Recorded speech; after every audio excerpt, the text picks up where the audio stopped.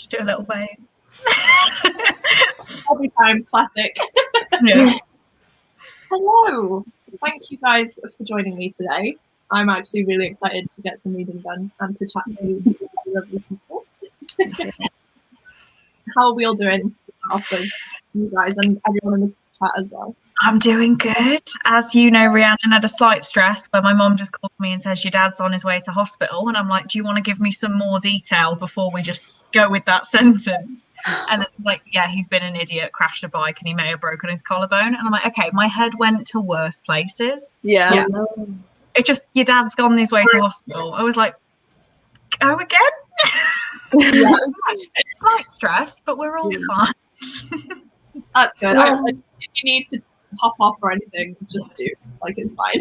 It should be fine. I hope he's okay. Yeah, same. God bless. Right. Yeah, anyone else got any stories? I don't really know how to follow that, if I'm honest. No. I'm Definitely okay. Wait, what's the question? Is there a question? It's just, are you okay? Right, yeah. Oh, dear. Well, this is off to a great start. I don't think anybody really knows what to do. Right. Why don't we introduce ourselves then? Yeah. And I feel like that will ease us into it. Hi, I'm Shannon. You're on my channel, so I'm guessing you know me, but if not, hi. I'm going to be reading Beartown today. I'm like over halfway through now, and I'm really enjoying it, which is good. We'll go. Yeah. Where am I pointing? Yeah, I don't know, at me. Yeah. So I am Chloe from Chloe Reads Books. I am reading, it's on my Kindle, but it's an arc called The Whole Truth by Cara Hunter, I think it is, which is actually the 5th in some sort of police detective-y series. Which it doesn't, I checked NetGalley again, it doesn't say it's number 5. I only found that out through Goodreads, so like it doesn't really make that much sense. But yeah, I'm like halfway through it now and it's fine. Oh, But I've got to finish it, so. Yeah. So hi, I'm Amy from Little Devon Nook. I'm reading The Mothers by Britt Bennett today. I think I'm going to finish it. It's okay. Like, I kind of expected it to be amazing, but I think the problem is I've been reading lots of like fast-paced books that have been like, oh, like really engaging. And this one, I've not been like really like dying to jump back into it. It's quite like a slow pace, slow burner, all about the characters and all that kind of stuff. So it's okay, but like it hasn't been amazing. Oh no. Who's next? Shall I go? Yeah. My name's Vanessa, but I usually go by like Ness online, so either works fine. I have a channel called Wanda Ness. Today I'm going to be trying to read a book in a day, so I just kind of picked up one that I wasn't really that bothered about, which is The Memory Wood. I haven't read like a thriller in a while. It seems like it's going to be quite quick, so at least I feel like I'm going to be really productive by trying to get a book done in a day. Yeah, nice. I hope you manage it. Have you started? No, I haven't started it, so I'll be starting it now. Oh, right. Cool. At 2 o'clock. None of us wanted to say that. It'll be fine. Like you said, a fast-paced thriller, hopefully, was a good shout. Definitely. I believe. Okay, well, me. Okay. I'm Rebecca from Rebecca Books. I'm reading The Haunted House by Charles Dickens today. And yeah, that's really it. It's like a short one, which is good because I need something short. And I want to do like an essay on Dickens and the supernatural, so I'm like, perfect excuse to read this. Yeah. So I'm gonna read it. It also has like it's like partly written by Charles Dickens, like he wrote the first and last chapter, and then in between is like other authors like Elizabeth Gaskell and Wilkie Collins and stuff wrote the bits in between. I was going to say, has it got anything to do with Wilkie Collins? Because I'm sure I've got a book called The Haunted House by Wilkie Collins somewhere on my shelves. Yeah, it was published in Charles Dickens's like periodical, the all year round, I think it's called, or something like that. And then he got them all like to kind of do pieces in it, and then Yeah, because that's how like Wilkie Collins. I just read this. This is why it's in my head. Wilkie Collins was like first, like The Woman in White was like published in his periodical, and then that's how it like started circulating, becoming really popular, and that's how Wilkie Collins became friends. So yeah, and then they started writing loads together. So this is what came from it, which is interesting. That's so interesting because I knew they were kind of connected, but I didn't really know how. So that's so cool. Yeah, they were like best friends. Like I talk about this in like my newest video, but like they one time like they went like decided to like go into like a random person's funeral, and they were like laughing and giggling in the background, because like they had this like, and people were like, what the hell? But yeah, they had this like, Dickens had this like belief, like he was adamant, like if like that like death and laughter are like connected, because if you can write and make people laugh and make them really happy, then you like have them engaged enough to then write, and then if you have something sad to say, then you've got them all emotional, so then you can start making them cry. So if you build it up by humor, then you have hit like somebody with a death scene, and then they cry their eyes out. And people used to faint and everything whenever Dickens like did these readings, because they'd be so emotional, and then they'd faint and cry and all of this stuff. So like so he thought like death was kind of funny because he was like, they're kind of connected. Yeah, interesting. Wow. Yeah, I think that's really interesting though. I feel like you could just sit here and like lecture us on this stuff like all day. It's so interesting. Yeah, I find that so interesting. Yeah, I thought it's going over my head a bit, but I enjoy the way you're telling it, so I'm here for it. We're going to get no reading done, are we? Hopefully we will, hopefully. I'll just go through a bit of comments. Hello. Can't stay longer. I in and wish everyone a happy reading afternoon. Thank you. I don't know if you're still here, but thank you. I'm already confused as to what. Oh no, I think that's two. That's a girl in the comments, not me. Oh, okay. I know there's too many Rebecca's. Wow, that took me a minute. Brill. Please let us know what you're all reading. Have we gone? Yeah, we've gone through what we're all reading. Gosh, wow. It's a weird day. Yeah, I think my mind. Nobody in the comments has really said they're reading, so they can all say what they've read or what they're reading. Yeah, well, I'm waiting for a sofa to be delivered, but we don't actually know if it's coming today because it says estimated delivery Tuesday, but then we got a text the other day saying it's coming today with like no tracking info or anything. So I'm kind of like, I might have to just like run if Tom's like struggling to carry it in. So my mind is like everywhere at the minute. Hi, Caris. He's probably fine. He's a 47-year-old man who decided to go for a little joyride on a motocross bike and fell off. So like, it's really his own fault. No, he's loving life. That's what it is. My mom was not best pleased because they're moving house soon, so the heavy lifting's off the cards. Oh no! Yeah, I'd be. Maybe he did it on purpose, so he didn't have to lift things. Oh no! Oh, that's gonna be a nightmare. Mm-hmm. I'll probably get you into help now. I don't want to. I'm like that. Whenever, like the sofa, Tom and I are gonna have to try and get it upstairs because it's gonna be in here. It's like a nice, chilled little reading nook. And I'm just the weakest person ever. Like, I go to the gym and stuff, but try and get me to move a piece of furniture, and it's like I've never lifted anything in my life.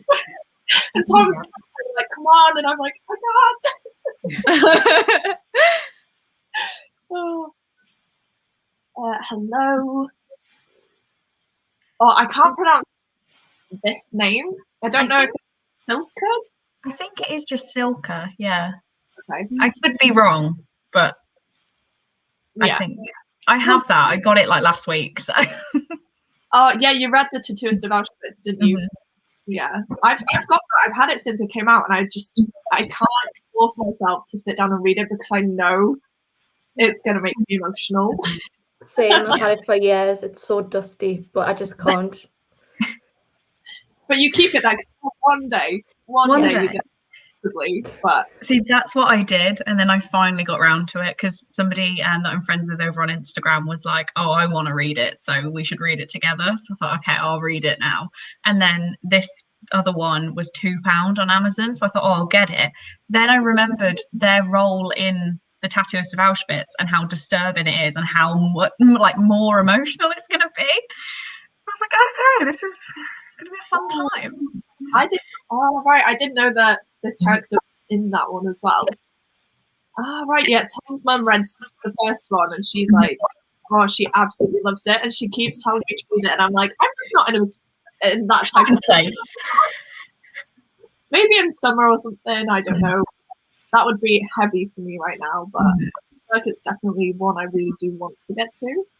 But anything regarding that does have like a big, big, which is sad.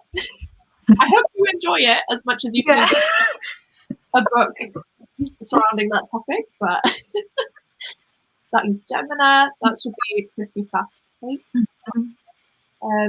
Unique by Alison Allen Gray. I've not heard of that one, but hope it's good. Think I'm gonna film, then maybe start designing my next embroidery hoops. My eyes are too tired to read. Oh my gosh, yeah, if you didn't see, Karis recently gifted me a little embroidery hoop, and it is literally the best thing ever. I think it's so pretty. I saw it, was so cute. I think she's planning on setting up an Etsy shop soon. I think she's trying to like figure out how to do it all, but I don't know if I should give a hint as to like what she's thinking. I don't know if I like spill the beans, but it's so cool. And yeah, we were up until like 1 o'clock in the morning last night after our live chatting, so that is why she's tired, I'm guessing. Hide one, reading Cane Warriors by Alex Wheatle. Halfway through it this afternoon. I feel like I don't know any of these books. Be out in the loop. But I'm hoping you can maybe finish it this afternoon. That'd be cool. Oh, hi, Sharon. That's lovely. So sweet. Yeah, joining. I hope you have a good time. Tattooist of Auschwitz was a hard read, also I thought until I started reading Silky's Journey. First few chapters have been really hard, I almost gave up. Oh, yeah. That gives me confidence to read that. What a way to make us all want to pick it up. No. Yeah, I think you go into these types of books sort of knowing it, but as soon as you actually get into it, it does affect you quite badly. Complete change of topic though. I saw the Hobbit hoop. It's good. it is. Yeah, oh, bless her. It's just, I can't believe it. It's lovely. I'm going to be reading A Gentleman's Guide to Vice and Virtue by Mackenzie Lee. Wow, I read that book. Yeah. I think I read it in 2018, maybe 19. I was late to the party though. Yeah, me too. I think has it been completed, that series? Because I know there was like more coming out. I don't know. I read the second book. I wasn't a big fan, so I kind of gave up on it, and I don't actually know. I didn't mind the second one, but yeah, I don't know if and when the third one, if there even is a third one coming out. I'll do some research. Yeah, I think it has. I remember something. There was The Gentleman's Guide to Getting Lucky, which was a little novella that was apparently just smart. So I don't know about that. I haven't got to that yet. Is this the author that was signing books? Yeah. It's the problematic one. That looks pretty good. Yeah. It's hard, isn't it? I feel like there are so many problematic authors popping up at the minute as well now. I'm like, oh, it's coming out in November. Oh, so it's The Gentleman's Guide to Vice and Virtue, then The Lady's Guide to Petticoats and Piracy, then The Nobleman's Guide to Scandal and Shipwrecks. Not heard of it. No. Well, that's fun if everyone wants to read it. I know it's a dramatization, but it's based on a true story. It's hard to know people put through these horrors. Yeah, that's the thing. Like, you can't even begin. Yeah. Well, yeah. Let's move on. I'm pretty sure they're tomorrow, but I'm now just going to check because I think they're tomorrow. Tomorrow, but you They were could do definitely tomorrow, so I'm just going to check it. imagine if that's today. I thought you'd put up there was Sunday. I'm really sure you said Sunday. Yeah. They're tomorrow. I'll just check quietly. Clara says, you can spell, I think I said it yesterday, anyway, literary landscape. So, yeah, she's doing... Oh my god, can I have one? Yeah, Shakespeare House. And she's gonna, yeah, I don't know if she's releasing them after she's like created a few and putting them all up, or maybe a bundle or something. Oh my god, both of those things sound so good. I want it. I want them. That sounds so good. I know, and I was excited anyway, but then after getting the Hobbit Hole, I was just like, oh my god, this is gonna be amazing. Like, so excited. I just feel like it's gonna be those two specifically that she's just listed there. I'm like, those two are exact to my taste. Just like, please.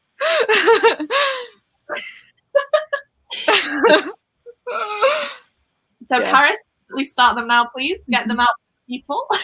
To Rebecca first, I will obviously. be your first customer. Yeah, it's because she just read Hamnet as well with me, and because like we were all doing that, I think that's where the Shakespeare one came from. What did she rate it in the end? Do you know? 5.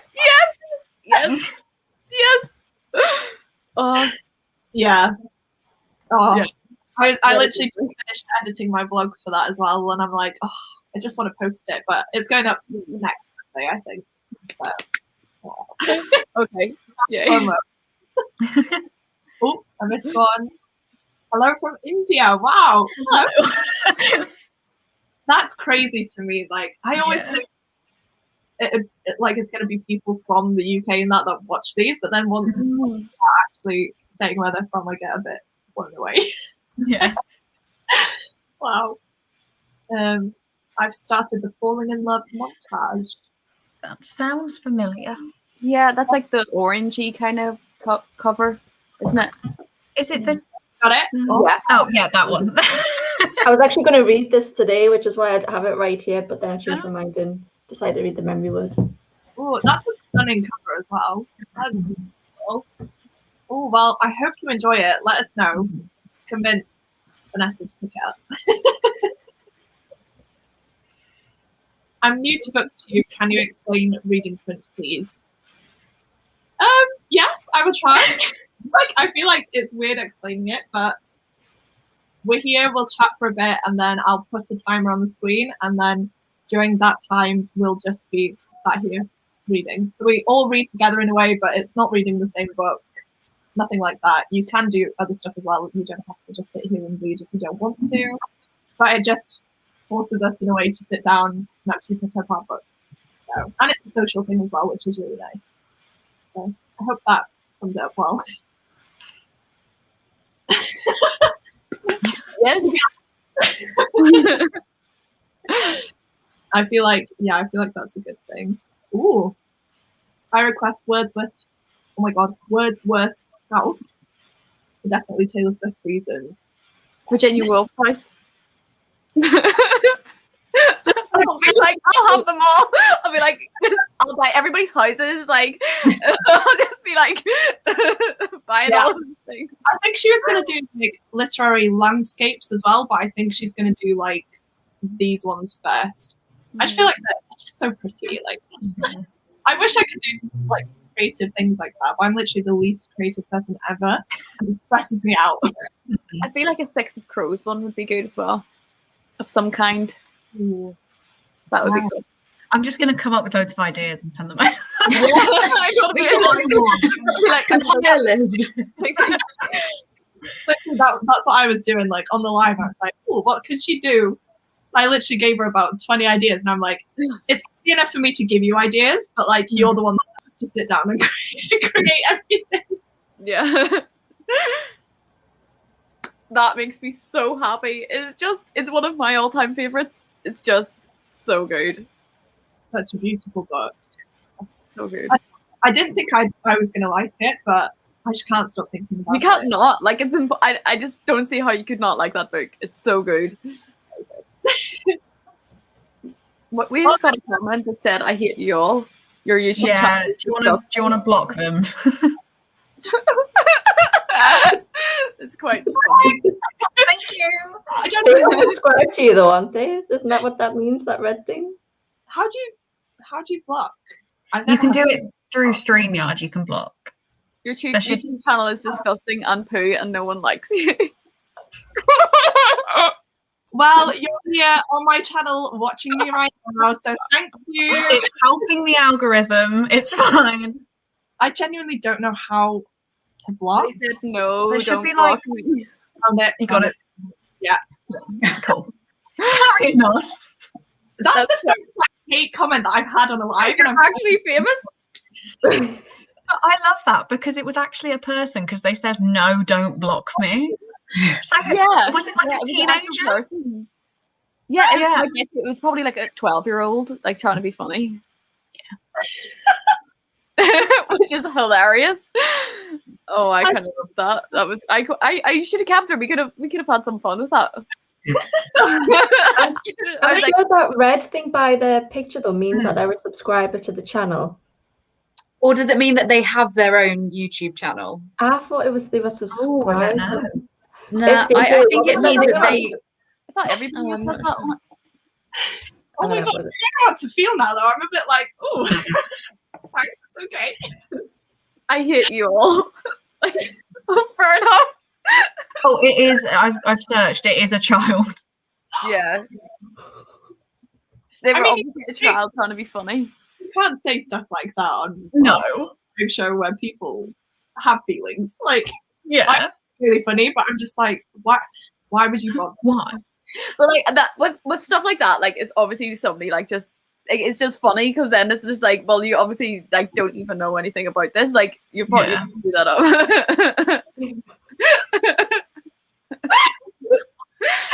Oh my god, that's actually like, It was so funny. I was like, oh my god, just I hate you all. I was like, all right, oh, fair enough. I didn't fair enough. Just still going through. So if you hadn't have said anything, I wouldn't have noticed for ages. We could have had a whole stream of hate. I could have said anything because then we could have got more entertainment and more comments. And then I just started reading out, and then I was gone. Oh, fair enough. You have actually. God, The audacity. honestly. Congrats on your first. I just got really worked up because I was like, I don't know how to block anyone or like get rid of them, but it's fine. It's sorted. I was reading, I missed it. I mean, she said poo, so it must have been a kid. That's what I was thinking. Like, you smell like poo poo or something. Like.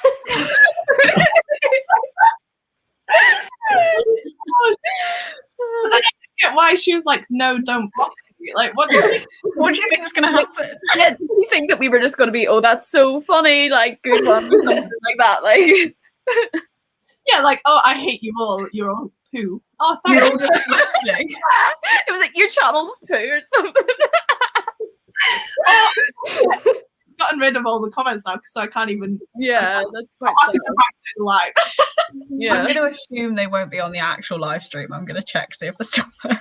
Oh God, can you imagine? Well, I was going to say, like, if you block someone, does it mean that they can still see it, but they just can't comment? Or does it just completely stop them from seeing your channel altogether? I don't know. No idea. They're probably sat there just like, Well, it's kind of like your oh, number one fan and then being blocked from your channel forever. No, I don't think I know who that was. Normally, at least, like when you see a name pop up, you're like, oh, okay, yeah, hi, Yeah. I know. Who that. Didn't know that person, but that was that's a turn. I'll watch out for my friends tomorrow, see if they come back. Yeah. It's like that one guy that keeps commenting those weird Leo? random things in all the Yeah. lives. I can't even Leo. know what it says. It just made me laugh. Probably made her feel powerful to type that. I feel bad though, because if it's like a young girl, I'm like, Yeah. She's probably just like, She's probably just like trying to be funny or something. Yeah. I mean, Oh, Thank you. so sweet. honestly, I'm not going to be offended at the fact that she No. looks like poo. No, I don't think that she's. Yeah. Yeah, she started off so nice, and then Yeah, it seemed normal, and then all of a sudden, like, yeah, You're disgusting. yeah, you're disgusting. I hate your channel. Why are you on it then? yeah, thanks for giving me the time. It's fine. Oh my god! Right. On that note, Yeah. my mum is. I'm gonna run downstairs now and tell Tom, and he's gonna laugh as well. So that's fine. Yeah, it's so Well, funny. you can go back if like on YouTube, can't you? Just go back and show him. Because you clicked Yeah, on them. you can like replay it. Yeah. Oh my god, that's the funniest thing. Right. I'll just get the timer. I've put it on for 45, but if anyone wants to do less than that or whatever, it's completely fine. I just put it up there. I'm That fine. sounds fine with me. Yeah? Yeah. Okay. I just think even if you want to like go down, get a cup of tea or something like that, you can come back and there's still enough time to actually get a good chunk of reading done. So, cool. Right, I will mute myself and then start it, and I will see you guys in 45.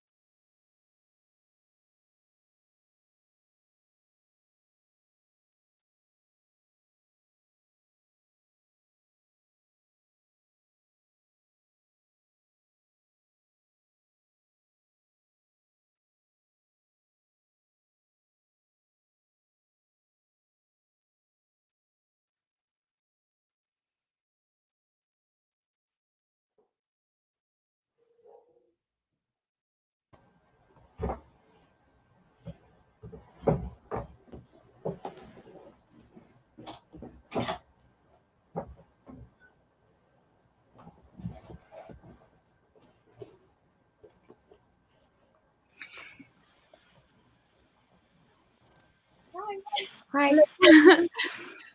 I hate breaking the silence. I don't want to scare anyone. Oh gosh, what did you all do? I got a bit distracted, but I'm not supposed to be in contact. Nice. I read 18% of mine and spent the first 15 minutes fighting a this isn't interesting. You know, like a clothes error, like the big tall things. I've got one that goes over my bath because I've got like such a small apartment. I'm like, there's space. And I was doing it the wrong way around, but my head wasn't telling me it was the wrong way around. So I just kept putting it up the wrong way around and it kept falling down. And I'm just stood in the bathroom like, why is this not working? Came back and thought I should probably do some reading now. But yeah, then I don't know what in my brain went, you're an idiot. It will work then, but don't know. Well, I was productive. I read 70 pages. Wow. But I'm not. It's a load of waffle, if I'm honest. It's supposed to be about a girl who's been kidnapped and like the story of her kidnappers. And here I'm just learning how to play chess in this. What a chess tournament looks like. I'm not having a great experience, if I'm honest. Oh no! It's my 2 cents. Oh no! Are you Wow, I'm so impressed that you read that much in 45 minutes. I don't think I've ever read that many pages that quickly before. But do you do this thing where you sort of like read down the middle of the page and then everything just sort of like comes together? It's like speed reading. Yeah, I do sometimes, especially with thrillers, because I feel like, especially like the fast-paced bit, I will, because I'm like, I just want to know what goes on. Like, I can piece it all together afterwards. Yeah, that's kind of what I'm doing at the moment. I've never done that. No. Is that something that you can like teach yourself to do? I've never even heard of that. But they taught me in school. Really? Wow. Yeah. That's so good. I'm gonna look this up. See if Yeah. I only managed to read like 30 pages. I think just over 30 pages. Yeah, that's my standard for something like this. But a thriller, I can read about 60 odd pages. I feel. I thought it was something that everyone was taught because that was just what the English teacher was like. Look, we're going to try this technique. And then Rebecca, who commented at the start, she sent me a news article the other week saying, "Did you know that this is a thing?" Apparently, I thought everyone knew this.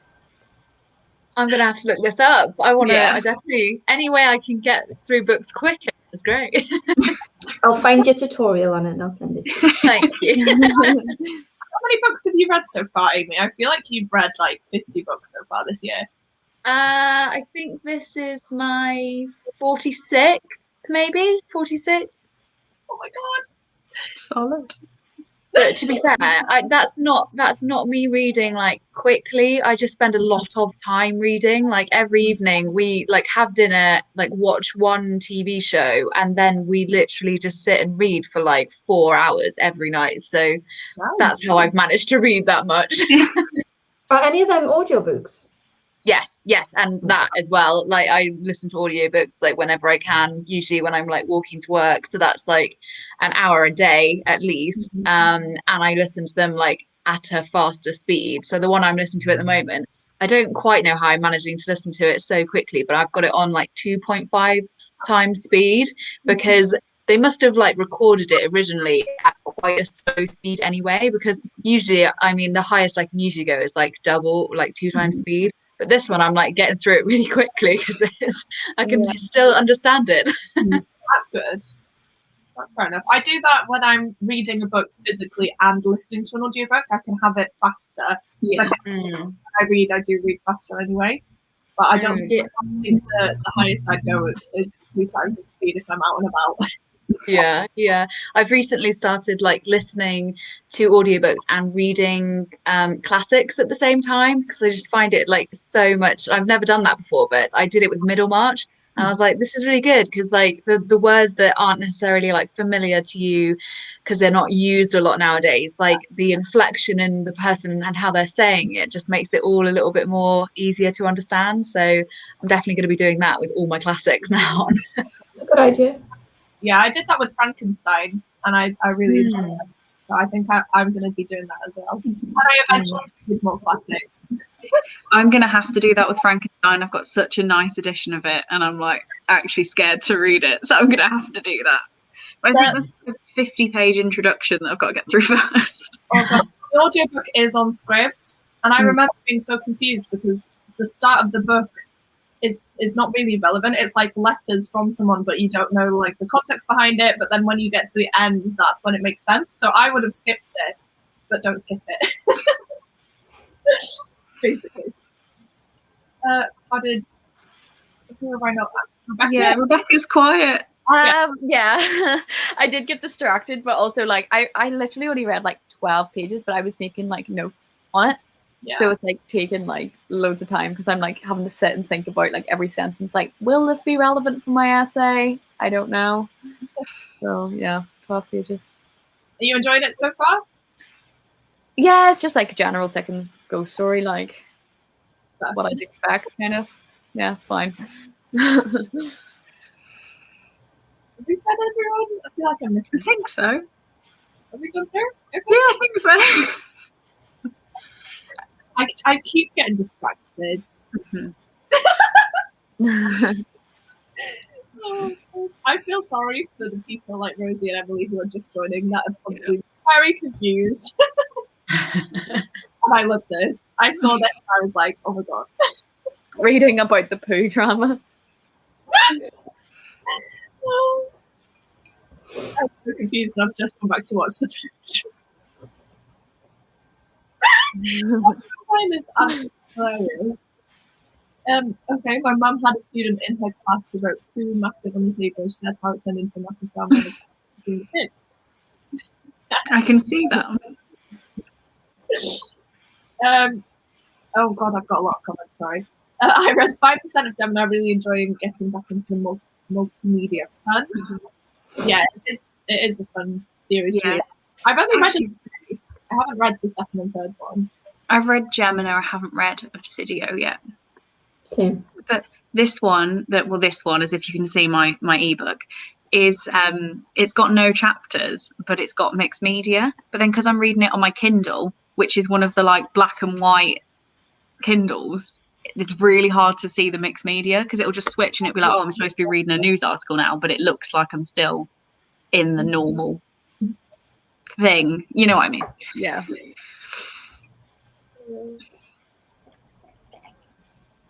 Reasonably good spread. Sorry, that took me a second to focus. 52 pages and only 100 pages left precisely. Ooh, Nice. I feel like you can finish that out this afternoon, definitely. Got 28% into my book. Nice. For some reason, I thought this said ate a banana. Don't start me on the banana. What is wrong with my brain today? Genuinely. It's been a week. I'm sat next to you. You're like, banana. If anyone missed that, well, that was worth the watch. Don't go back. 60 pages plus made an 8 a late lunch. Why did I go for banana? Sorry. Read 108 pages. Wow. Well done, Shah. Yeah, I sort of read that and moved on, and then I was like, actually, that's a lot. That's a lot. Read the memory word, and it was so strange. It wasn't very memorable, and I don't think I rated it highly either. But it was anticlimactic. That's the book I'm reading. But I was given this, and then I was just going to pass it on to someone else. But then I saw on Goodreads it had like a 4.2 star rating, which I thought was quite high for a thriller. Yeah. But so far, I'm not really seeing it. Oh, that's a shame. I hate that. This is how I felt with Return of the Key by Ruth Ware. I felt like that book has so much hype, and I honestly was so bored. Like, I felt like nothing was happening, and then it was just like anticlimactic by the end anyway. So I'm like, I don't get the hype, which is sad. Maybe wants to read more, but has already read 46 books in 3.5 months. Yeah, I think to be fair, this might be the most I've ever read like at this point in a year before. Even in my like year when I read, I think the most I've ever read in a year was like 125 books. And so I think if I kept going at my like current trajectory, I'd beat that. But I don't know if I can keep this up for the whole year. Yeah. Yeah, I'd love to, but I don't say I'm a slow reader, but because I read a lot of like dense adult fantasies and stuff, I feel like I do them slowly. Plus, also, I don't prioritize reading a lot at the minute because I've just got a lot going on. Yeah. I think I find that like generally the beginning of the year is like where I'm the best, and then like as it gets closer, I work for a university, and so near September is like when we are like craziest, and like September, October is just like insane, so I just never really get much reading done in that part of the year, so try and get it all done at the beginning. See, it's always for me, it's like from this point until summer, because that's obviously like the end of the exams, presentation. Now I'm on placement. It's my last week. It's like not a good time. I am like looking forward to the books I have to read though. Like I have Farrow Lake, which we are bloody reading. Sorry. Yeah, I was like, yeah, that's me. Monday. Okay. Yeah. So I feel like that'll be fast. Oh God. Are we bringing this up? When are you doing a sequel? I don't want to spend money on a sequel. It's on Scribd. Do you have Scribd? No. Right. I was going to say all the audiobooks are on there, if that's easier. Because I feel like those books are so expensive considering they're tiny. Yeah. Yeah, so I've listened to like the first 4. But since your like rant review, I've been hesitant to pick them up again. Yeah. When you finish your uni work. Yeah. Maybe someday. Maybe. Jurassic Park a book. Yeah. Like a book before it was a film. Yeah. Know that. Yeah, I feel like all the lives this week have been that I've about done Jurassic Park. Very heavily about Jurassic Park. We had a massive discussion about this the other day, and Emily, Rachel, and I all want to read it, but I want the physical copy, and I'm like, I'll Okay. now. But I'm loving Emily's reaction to it because she was like, "What was it yesterday?" She was like, "I'm No, loving no action. action." And she just went raw. Raw. Still waiting on the scary dinos though, but good so far. Nice. Oh my gosh, the man even thought that I was alone. Oh my gosh. I hope we weren't talking about poo. Yeah. Or his banana. It's so funny. I love how Emily always comes on these lives when she's at work. I know. Yeah, literally all the time. She's like, I'm just going to sneak away now. Dedicated. I think she was like severe FOMO or something. Yeah. Like severe, like Yeah. can't function without it. So happy with my reading this year. Last year I read 36 and I've nearly finished my 30th book of the year. Wow. I feel like I am definitely reading a lot more this year. I feel like I've read 8 books per month so far, which I feel like is pretty good going. So I'm hoping I can keep up that pace because my aim was to read like 5 books a month if I could. But my goal is 50 and I definitely think I can pass that, which is good. Yeah. Hello. This is why you always wear headphones. Mm-hmm. To be honest, I never wear headphones. I feel like because I'm so used to just being in the house by myself now. Mm-hmm. It's just, yeah, it's difficult. I feel like I need them for life sometimes. I lost mine when I moved and I have genuinely no idea where they've gone. So I just need to get some more. It's only recently that I managed to connect my AirPods to my computer. I had such a weird time trying to figure it out. But I feel like there's no echo when I do the lives. So I'm like trying not to use them. But well, I connected my AirPods and then I think I was in a Discord call with like Cole and his friends and they were like, why do you sound like you're underwater? And I was like, why am I using the most expensive headphones and I sound underwater? Oh no. So I've given up. Okay. I might not try it then. Oh, I feel like everyone's coming. Oh wow, reading Pride and Prejudice at least. It's one that I really do want to get to, but I'm terrified for some reason. I feel like I might need to watch the film first. Yeah. So just so I can kind of get what's going on. Yeah. I really loved, well, I don't know how many different films there are for it. I'm sure there's more than one, but the one I like constantly rewatch, I love. So, Is it the one with Keira Knightley? yes. I just Yeah, love it is, yeah. It's like, oh, it's been a while. Yeah, I'd watch it just for her to be fair. Forgot the headphones today, and Char goes, is anyone else really cold today, or am I just broken? Yeah, I had to go and get it while I was doing a reading sprint. Yeah. Oh, we're like the blanket club. Yeah, it's like really sunny here, but again, it's so cold that like I'm in a jumper and I have a blanket.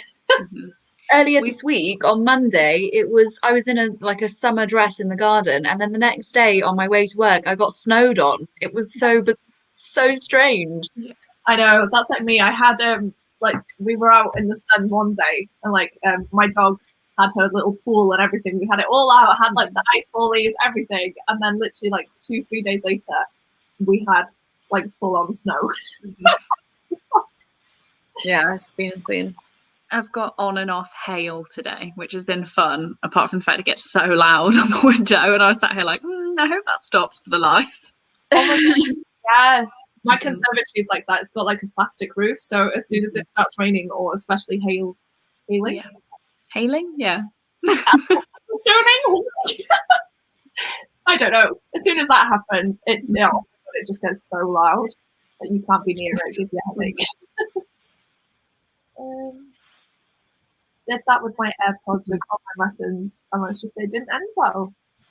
Oh, okay. That's weird. Like you say, you paid for like the most expensive headphones, and apparently they don't even work. I feel like as soon as you were to try and pair them with an Apple laptop, they'd work perfectly. But they're just like, wait, no, if you haven't bought the laptop, then we're not going to let them work. You don't have an Apple one. I've got a MacBook, but I'm still confused how to use it. Yeah, I've got I spent loads of money on a gaming laptop, even though I don't game, because it was like the same price as an Apple Mac, but did loads more.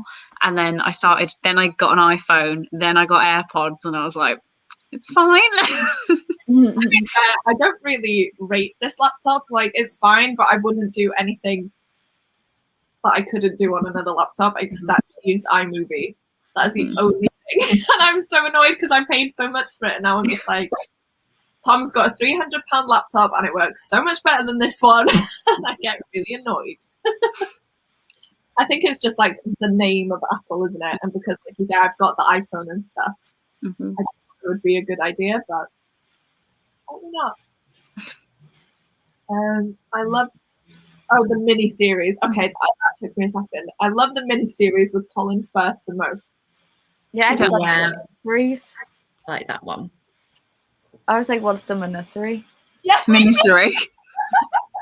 I looked at it and I was like, what? I thought that was like a different film, like the miniseries, like a dystopian or something. I'm glad that wasn't just me that struggled. Yeah. It did take me a minute. Yeah. I was going to say, I've not seen the series, the mini-series. Miniseries. Yeah, but I definitely will. See, I say this though, like I'm going to read Pride and Prejudice today, and that I'm going to watch all the adaptations, and I'm not going to get to it for like at least half a year. Just have to bring my duvet onto the sofa, and I still can't feel my feet. I've got fluffy socks on as well, actually, which I'm not going to show. Oh no, I thought I did, and I don't. That was a letdown. I hate cold feet, and it's always my feet that are the coldest part of my body, and it's just. I love it because Cole absolutely hates if he knows that anyone's wearing socks in bed. It makes him feel physically sick. So what I like to do is just Snapchat him photos of my socks in bed, like when I've got fluffy socks. So romantic. Yeah. Goals. He sees a Snapchat from me and he's like, "Oh, what can this be?" Socks. Oh my god. The lake scene is everything. I'm guessing this is for the mini-series. Yeah. Yeah, it's gotta be. I swear I just never get snow, just cold rain. Fair. Kind of random, but I'm curious. What are your zodiac signs? Ooh. Fair. I'm a Cancer. I don't know the like moon, sun, signs, whatever. So Yeah, I'm a Cancer as well. I'm an Aquarius. And every time I say it, people that are into it, they go, yeah. And I'm like, all right. It's never a good thing. I'm a Virgo. I don't really follow any of it, so I don't know what that means really. I'm a Leo. Ooh, nice. Only me and Rebecca that has the same star sign. Yeah. I hope that cured your curiosity. Yeah. I like learning about stuff like that, but again, I don't really know what it means. I like looking at my horoscope and being like, yeah, this is me. Do you know what I mean? But then I don't actually get, Yeah, I don't get it. yeah, thing behind it. It's interesting though. And Oh, everyone yeah. has prejudice where he does that thing with his hands that everyone loves, but hands make me sick. Yeah, there's like a hand scene where I can't remember who it is. There's like something, and everybody's like, "Oh my god, his hands are gorgeous because they're really veiny." It's in that. I think it's I that. do like a veiny hand. Yes, same. And she said that she's disgusted at this. She's like, "No, ew, that's so disgusting." And she made me ask all of my family, like my parents and everything, "What do you think of veiny hands?" And they're like, "Ew, it's disgusting." And I'm like, "No, that's really good. Like a big, manly, veiny hands." Yeah. Yeah. I like the arms, you know, like when people work. Yeah. Yeah, I love that. I love being arms and hands. Yeah, that's good. Good little kinks to have.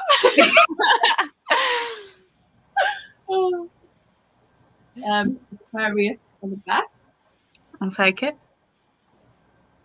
And I'm Sagittarius, Capricorn moon, Scorpio rising. It's chaotic. I don't know what it I means. don't know why that's chaotic or anything. Oh, actually, no, I do know that I'm an Aquarius moon as well.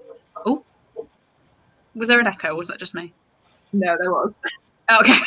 Yeah, I'm an Aquarius with an Aquarius moon, which is apparently chaos. I don't know why. Okay, I'm going to be Googling mine in a sec. Yeah, you know. I don't know how you'd figure it out. There's probably some. I always do it and forget. I'm like, well, I did it and I put it on Twitter. I didn't really know what it meant, but like the three things I'd like worked it out and put it on Twitter, and then someone DM'd me like, "Are you okay?" I was like, "What are you on about?" just checking. I was, oh, thanks.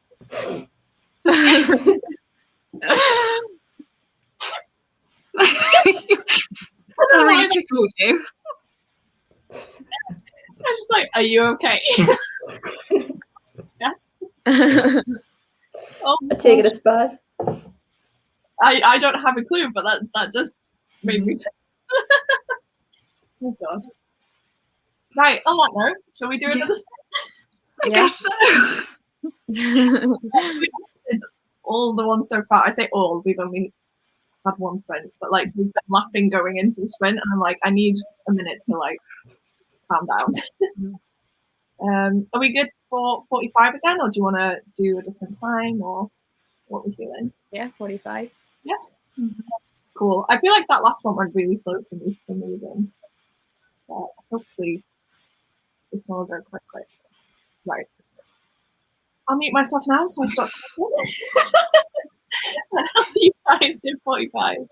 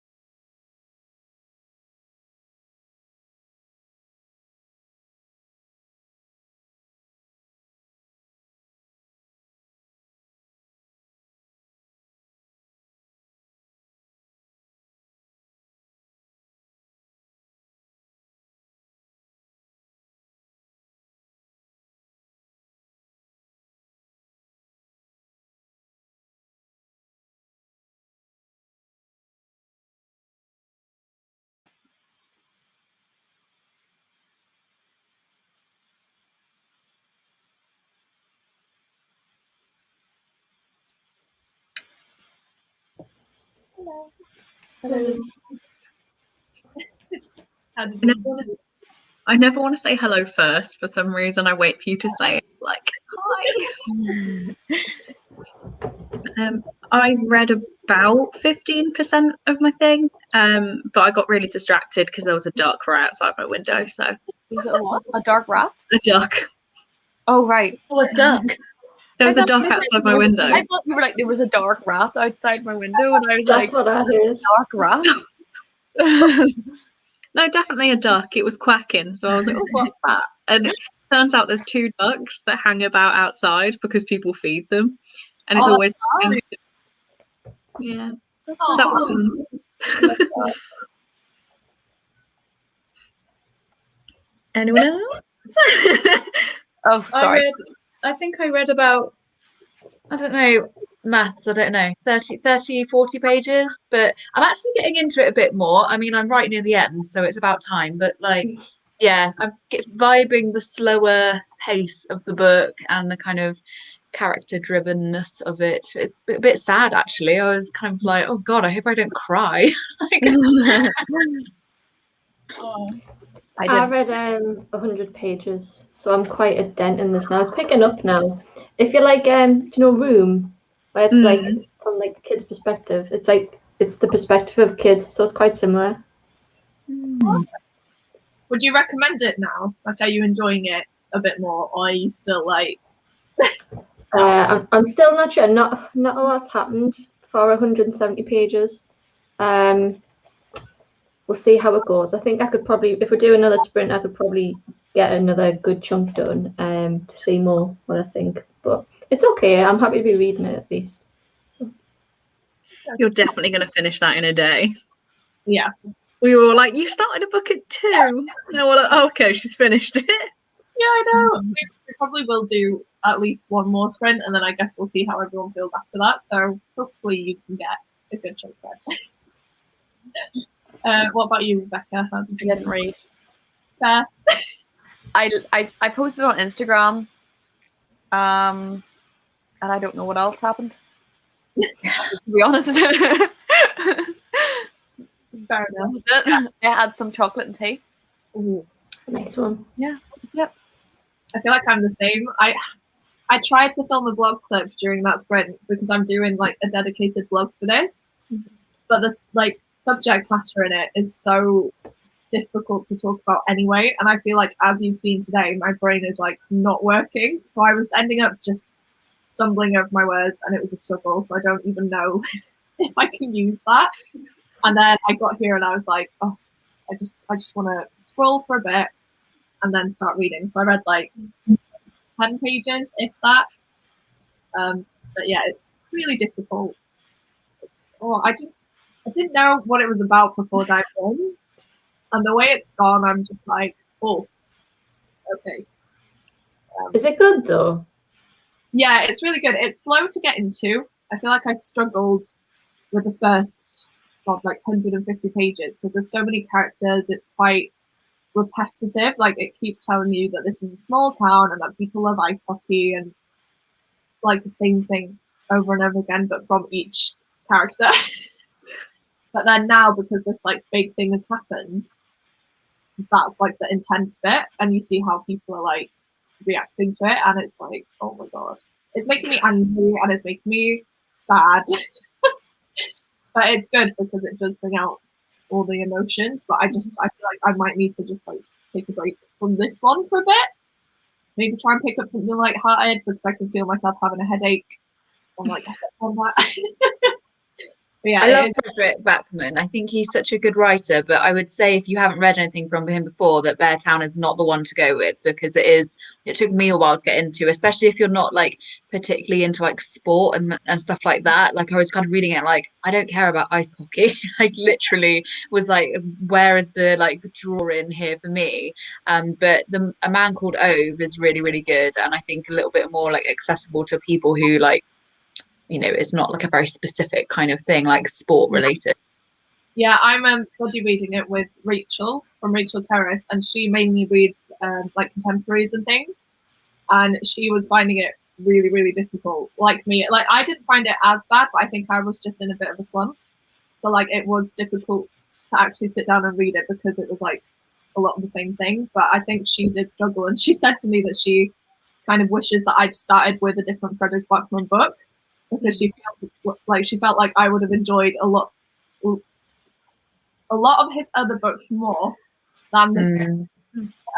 Yeah, I think if I had not read any of his books before and picked up Beartown, I probably would have DNF'd it at like around 100 pages. But because I was very invested in him as an author, I'd read all of his other books before. I was like, it's got to get like interesting at some point, and then did. And I was like, oh, by the end, I was like, this is amazing. And it's a series. Like there's a second one and there's a third one coming out this year. So once you're in it, I think it's good. But yeah, it takes a bit of time. It's such a good one, but like you said, I think if I wasn't budgie reading it, I would have put it down because I remember I was on page 184, and it was at that point I was like, okay, I kind of now see where it's going, but it took like 200 pages. Oh my god, okay. But now, yeah, I'm reading it quite quickly, but it's just difficult. I don't know if I should say like what the topic is about, but I'm like, I don't want to spoil it. I don't know if that's a big. Does it say it on the back? No, it doesn't, because that's what kind of got me. It doesn't say anything. It's like very mysterious. It's like something happens, and now the town did.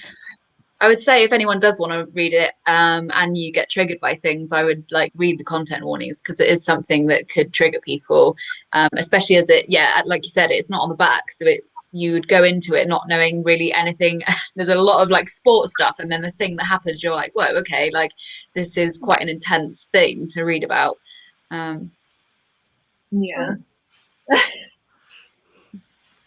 Okay, I'll say, why not? It's about sexual assault. So something happens, and it's basically because it's like there's rich people in this town that are very influential and have a very high position. Something occurs, and then I think there's going to be a lot of like victim blaming, because obviously they're going to want to believe the popular person that is helping to fund the town in a way. So it's just making me angry because you can see the different people be like, oh, he never could have done that. But he did, yeah. So yeah. As you were saying that, I was like trying to listen but got very distracted because there's now kids on scooters right outside my window. There's too much activity out here. I can't concentrate. I'm like that. I'm sat by a window, and if anyone passes, I'm always like. Has anybody been on those electric scooters yet? My friend's got one. My best friend has one. Oh my god, that sounds like fun. She got it for Christmas. Yeah, you can use them in Bristol, and everybody's like going around them like drunk and everything. Yeah, she got it for Christmas, and you can get from my house to her house pretty much down the canal. So obviously there's not that many people around, and they're trying to stop you now using it in more public places.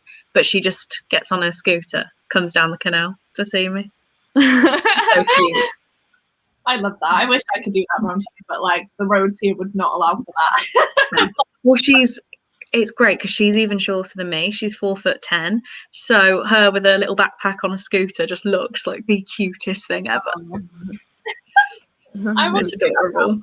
So fun. I'll try and catch up in the comments. I can't remember where we were. I think it was here. I was talking about the last. Yeah, and I saw, Chloe, that you tweeted, and I just did not get that at all. I was looking at it like, what am I looking No, at? I get it now. We've worked it out with some help. I'm an Aquarius with an Aquarius moon and a Leo rising. Don't know what that means, but that's what I am. Okay, I'm really intrigued to find out what I am, but like, I don't really care. Yeah, no, I don't care. Yeah,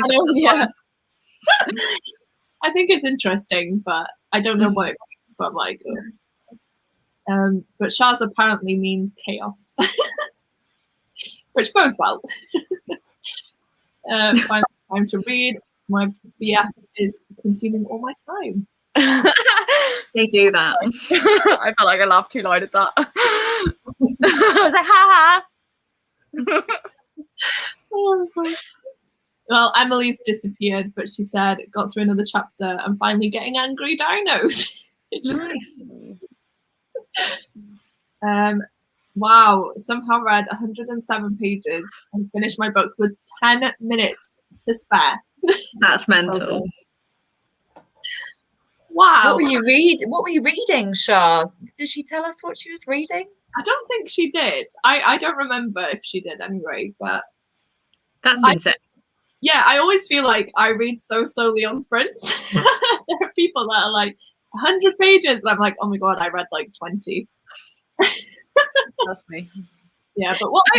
Wait. Is this because we're both cancers? Is this what this is? It might be. We always want food. Yeah, we want food. We always laugh too much, and we never read. Yeah. Makes sense. Hi, Cara. Thank you for joining. I'd say you haven't missed much, but we have had a few fun topics pop up. Oh my god, I'm never going to forget that. That's literally going to be the staple of it. I'm very proud of how I did. I read 66 pages, which means I have only 36 pages left. Nice. Wow. That's good. We finish that in the next sprint. Oh, I'm hoping anyway. Read 30 pages and I only have about 50 left. Everyone's like so close to finishing their book. Yeah. Like, that is brilliant. Well done. According to my Kindle, I have an hour of reading left. So if I just speed up what I'm doing, then maybe I can do it. Do what Ness was talking about. Just read it. Yeah, Read down the middle of the page.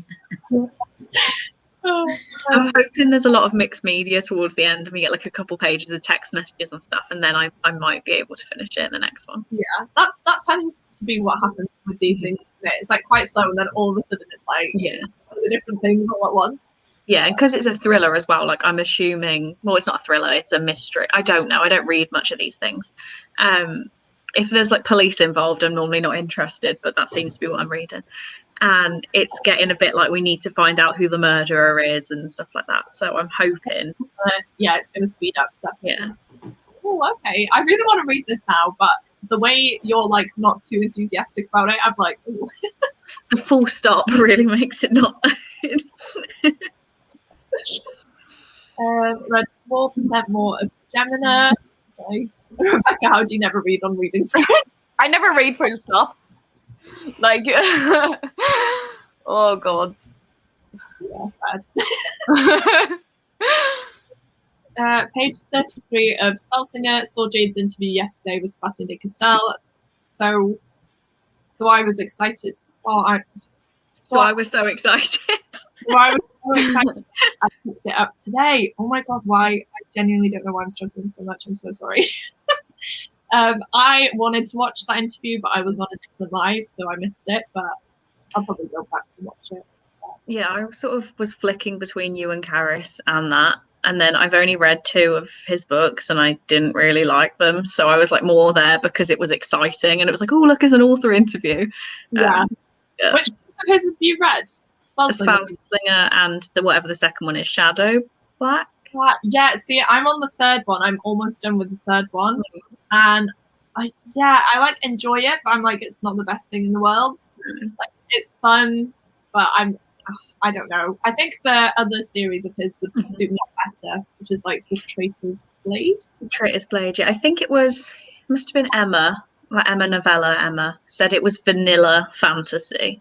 And I would agree with that. Yeah, it's funny, especially the audiobooks. They're really funny. But yeah, let us know what you think of it.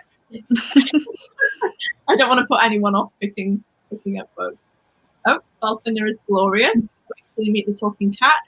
That is the best character. Love him. Really like it so far. I don't know whether I should highlight like a chat or whether I just like skip it. I know, I feel rude skipping them, but I quite like when people have a little chat. Yeah, I can see them like answer each other and stuff. Basically talking about the book. So. Oh, she's reading Tilly and the Book Wanderers. I really want to read that. I feel like that's middle grade, isn't it? So it's probably a a bit of a fast read anyway. So that's good. What did you rate it, Shah? Because yeah, I want to get to it. Yeah, I have it, and I want to be motivated to read it, but I'm not right now. Again, it's another one that's on Scribd, and I'm like, oh, when I need a fun little audiobook, I'll definitely listen to it. But I still haven't. And there's like, isn't it the third book coming out or something now? I don't know. I feel like I'm behind. You've got me really sold on Scribd now. Like every book that you mention is like, that's on Scribd. I'm like, wow, this might be good. I think it's gotten better. Like when I first got it, I wasn't as keen. But I think now, because I'm getting more into like audiobooks and stuff, and I feel like there is a lot of good books on there. I'm gonna have a look after this. Yeah, I really liked it. But again. And Rhiannon, don't you have a link so that you get something free as well? Yeah, but I don't actually think that I put it anywhere. I think I okay. did it today, and then I didn't actually share it. But I was like, pass the link on, you'll get free things.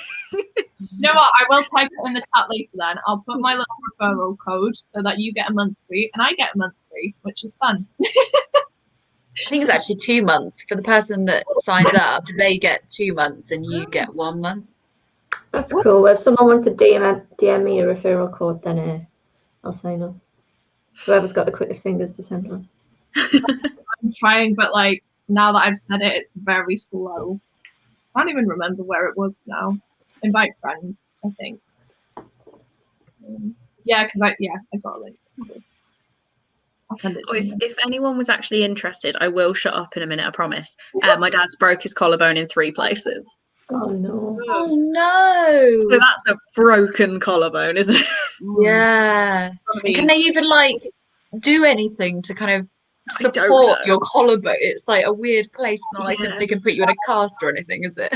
I think you just have a sling. I haven't spoken to him yet, but I think it is just a sling and just don't move. Sounds I popped my painful. collarbone out of place whenever I was like 7 because my sister, we thought we'd come up with a fun game where we moved all of the furniture so that the room was like nice and wide and there was like wooden floor. So she just grabbed my arm and like trailed me along the floor like a snake, and we were like, yeah. Do you know what I mean? I'm absolutely loving it. And then I come down and I'm like, my neck really hurts. And then like my parents like felt my neck, and I think like it's still, because you can't do anything about it. No. I think it heals if it's broken, but if it's popped out, it's like that forever. You can't get it back into place.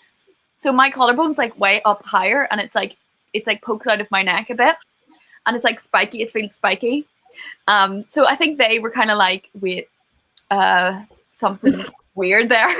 So then I went and had X-rays, and they were like, yeah, there's nothing really you can do. You just have to wear a sling, and then like over time it'll get less, but it'll still sometimes pop out of place.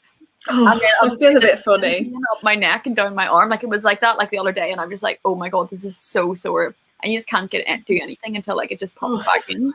And I'm just like, yeah. I've had something like that, not quite at that extreme, but my sister and I did something similar where we decided, I don't know the name of like the game, but we like turned all the lights off downstairs, like closed all the curtains, and it was kind of like hide and seek, but not really. Like one of you has to like find the others. So we were like chasing around. We'd moved a lot of the furniture as well, and I jumped over a sofa one way, and she jumped over it the other way. She smack bang hit me in the face, and my nose just went and blood. Oh my god! I can just imagine the force. Yeah. Oh. Honestly, I've never felt pain like it. Oh dear. Luckily, I didn't break my nose, which is good. But oh my god, that brought it back. And I remember it's just the pain all like up. Oh, I can imagine. But yeah, why are like sisters and that so? Yeah, I pushed my sister into a sofa, but it was like a leather sofa, and then it had a wooden kind of structure in it. It's really hard to explain, but I pushed her into it, smashed her tooth so far into her gum that we thought I'd smashed it out and she'd swallowed it. She went for all these X-rays on her lungs, and they were like, there's nothing in there, you've not inhaled your tooth. And it was just so far up in her gum, it was like in her skull. Oh, Chloe! How badly did you push her? That is ridiculous. I mean, I can't really remember doing it. It wasn't like a I hate you push. It was like a we were messing about push. And yeah, she ended up with braces and stuff for like a while. I think she was still in braces at like 17, 18. Like it took time. Oh no. But that's the thing, like, again, like, sisters just have a really weird, like, type. Yeah. Me and Hannah actually one time, like, I was for years, I think she tells it differently, but this is my memory of it. I remember I hated cheese sandwiches. Like, it had to be ham in it. I didn't like cheese by itself. But wait, am I going slow? I think you had a second, but I think you're back. Yeah. So like, yeah, Hannah's just commented it. Yeah. I really, really, really wanted some of her cheese sandwich because I was just like, just let me try it. Like, I like them now. So then she went to take a bite, but I decided to rip it out of her mouth, and her tooth went flying like down the stairs. So I trailed a cheese sandwich out of her mouth. It's like, I like cheese sandwiches. She's like, no, I'm like, I've decided I do. I just like ripped it out, and her tooth just flew down the stairs. Oh my god! Wow. Anyone else have some fun stories? I feel very safe being an only child now. Oh. I think because I was the older sister, I got away with a lot of it. Like, I was always the one that was like, oh, I've made a potion, drink it. And like, and it was like coffee and toothpaste and like random stuff. Bubble bath. No, I was always the one doing the evil things to everybody else. I remember actually I decided to be a hairdresser. And I see where this is going. I sat her down, and at the time she had a fringe, and I decided to like cut her fringe, but it was the day before school photos, and she was only small. She cut it, and it was like zigzag, and then it just went short, and then it went back down. There's literally a picture of us, and I'm like this, like her, like. And she's there with this monkey ass fringe. I'm like the cruelest person ever, but oh my god, it was fun in the moment. Oh my god. I feel so bad when I look back at like what we used to do. Yeah, I think one of my most evil things is what I used to do was like I used to make my sisters get into into the duvets, like into the sheets. So like you would climb in because we'd obviously be small, and like this thing, like a big duvet was like big, just so you'd climb into the sheets of the duvet, like open the buttons and climb in. So I would say, climb in there, you'll go to a different land. And so but then whenever they got in, I would like trap them from being able to get back out. So I would like hold the things closed so that they'd be screaming like, I'm lost and everything like that. And then, like, I would just be like, ha ha ha, like you're not getting back out. And they'd be like, I'm suffocating. Obviously they weren't actually suffocating, but and yeah, they said that like I scarred them for life and everything from that part. Yeah, I feel like that. I feel like I've scarred my sister for life with some things. So but it's like, yeah, at the time you're like, this is the best thing ever, like do this. She does it and you're like, oh, yeah, you're like, yeah, I've trapped you now in this duvet. Oh my god, I love that. Oh, that was fun. Yeah, anyway. Yeah, I was gonna say I didn't even read this out, but Karis is back. She filmed and started editing, which is very productive. You need to celebrate your first hate comment. Time to get cake. Yeah. Good excuse for cake. Yeah, exactly. Not that I need an excuse for cake, to be fair. I never need an excuse for cake. 4.5 for tea and book lovers. That's good. And someone's got, I love those books. Mm-hmm. Read the book, don't audiobook it. There's pictures and formatting stuff with it, so you should definitely read it. Thank you. That's good to know. I like that. Like, but don't read. If you go on TikTok and look at the book talks, does it count? True. That is very true. No, I still have not downloaded TikTok. Don't do it. If you've not got it, don't get it because you get trapped. I feel like if I, like, you know, they pop up on Instagram and stuff. I'm like, well, if I want to see the full thing, I can literally just Google their name and TikTok and it pops up anyway. So I can see the whole thing if I'm really desperate to. But I'm just like, I just don't care. Like, stay like that. Yeah, it's a good way to like post and stuff. I feel like you get a lot more engagement, but I'm just like,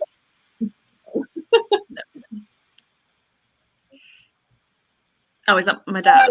yeah. He's a silly 47-year-old man who went on a quick ride of a motocross bike and flew off it and has now shattered his collarbone. So Just like you're like flew off it. Well, I don't actually know. I'm hoping someone got it on camera because that's got to be a good crash. It's okay though, because like I feel like we're joking about it, but I feel like that was like pretty serious. Yeah, but I think with But my if dad, his collarbone's just broken and stuff, like it's fine. Like he's not like.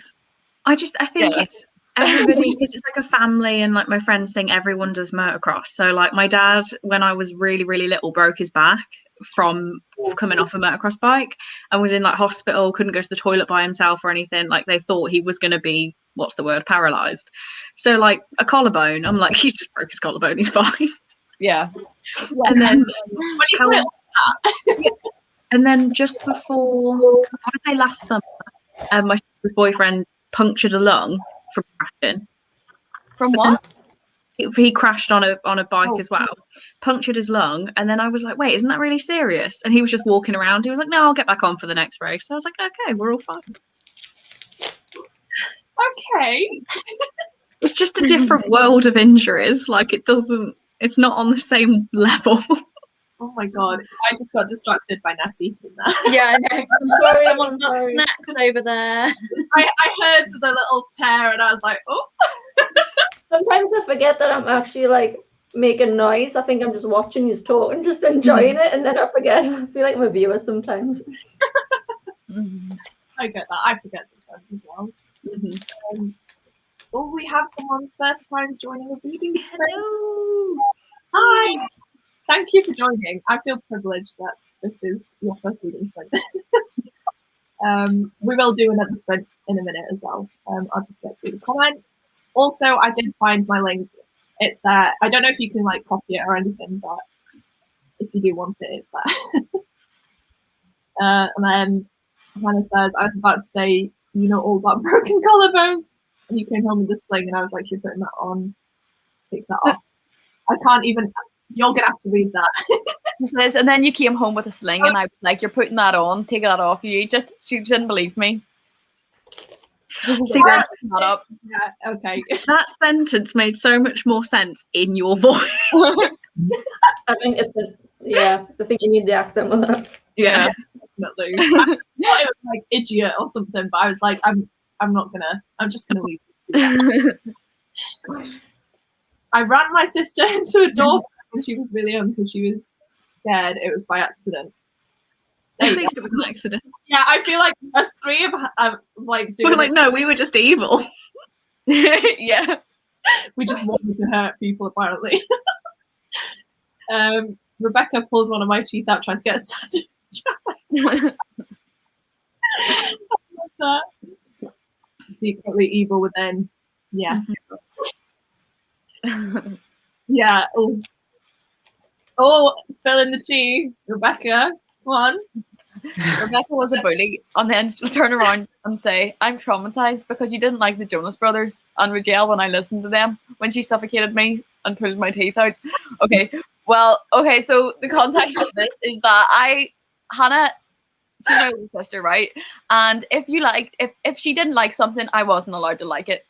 Like she'd be like, no, like we don't like that. Right. So then I'm like, I can't form opinions for myself because somebody else needs to tell me what I like.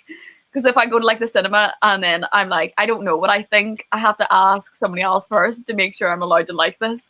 So like if so I'm like, you traumatized me for life because I was only allowed to stuff that she like approved.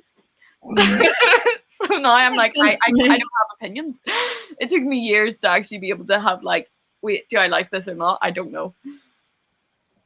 Oh my god, that sounds traumatizing. But yeah, I mean, I did suffocate her and pull her teeth out, so it's okay. And feel back That's even right. I later. didn't like strangle her. I didn't like strangle her. We're talking about the duvet thing. We're not. I didn't like actually suffocate her with like a pillow or anything. Like strangle her. Like I was like, yeah, you know, strangled her every day. Like, no, I didn't. I didn't do that. I did not do that. Right. I'm just like completely outing myself on the internet as like a sociopath or something. I do have empathy, I promise. To be fair, again, I feel like if you've grown up with sisters, you like it. Yeah. Yeah, it's fine. That's normal. Yeah, well, Tom's sister's like 12 years older than him, so he never grew up like with his sister there. And so when I like tell him about the things me and Siwan, my sister, used to do, it's like, Yeah. I'm like, yeah, it's a thing.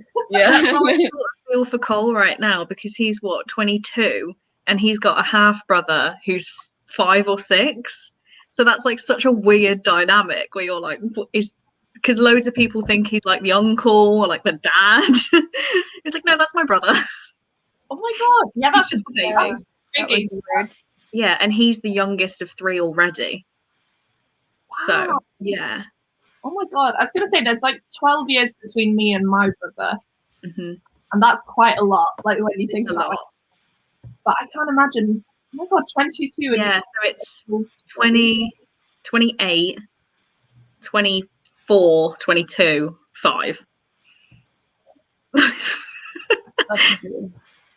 They took a break. It's fine. Well, it's with a different woman. That's why. I got that from the half. That would make sense. Yeah. That's like me and my brother, though. I call him my brother, but he is my half brother. Yeah, there's your brother. Like. My grandpa had wounds on his at his belly, and he stitched himself with them. Struggle, but that sounds disgusting. That sounds amazing. I guess if you're really good at sewing, why go to the hospital to get it done? Just do it yourself. Yeah, imagine. No, that just goes right through me. Oh my god, I broke my ribs during a football game, went back on the pitch after a 5-minute break. Wow. Yeah, I feel like if you've done sports, like you'll get this. It's like tough shit, you've just got to keep going. But breaking ribs, I'm pretty sure that would let you off. Okay, you're off then, that's fine. Yeah, because I've like broken a few fingers in like netball and stuff, but you just kind of carry on with it until you come off. Yeah. Yeah, broken ribs. It's painful. I broke my ribs like the one and only time I ever went ice skating, and I didn't want to go. And my horrendous ex-boyfriend was like, "No, you should come. You should come. Like, go on, push yourself out of your comfort zone." And the whole time I was like, "I don't want to do this." I want to be in my 5 minutes on the ice, and I fell down and broke my ribs. And for 6 weeks, I could barely breathe. I couldn't laugh. I couldn't sneeze. I couldn't get myself out of bed. It was like the worst time ever. And then he was like, "But you're not going to give up, are you? You're going to get back on." I was like, "No, I'm not. Leave me alone." You know what? That happened to me. The one and only time I went ice skating, I fell and I broke my, basically just all down here. I've got like a deformed finger now, so that's fun. But the people who owned the ice rink made me sit in the manager's office for 3 hours before they called for an ambulance because they wanted me to sign like a disclaimer insurance form. And I was just like in so much pain and just like blacking out and shivering and like being sick. And they were just like, "We can't let you ring your dad until you sign this form." That's blackmail. That's so bad. Yeah, so now me and ice skating just aren't a thing. No. Nah, me neither. Traumatized. Yeah. That scares me. I mean, I love ice skating. I love it too, and I'm like, oh, maybe not. I love it, but I'm awful at it. I can't do it. I think if you like did it from a young age, you're like maybe better at it. But I did that when I was like 20. So like I was already scared of like slipping on the ice, and like being an adult, you're like, oh my gosh, I can break. So it just didn't end well.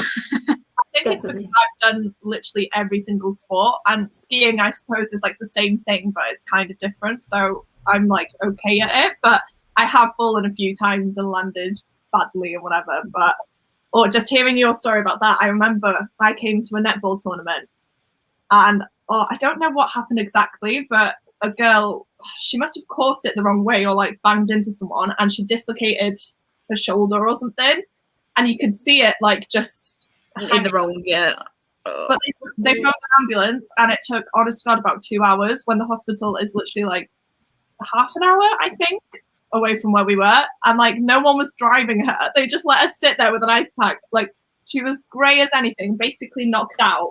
Oh. Is no one going to like take her somewhere? Like what the hell? It's horrible. I can't. That creeps me out. I can deal with like fingers and stuff and like whatever, but yeah.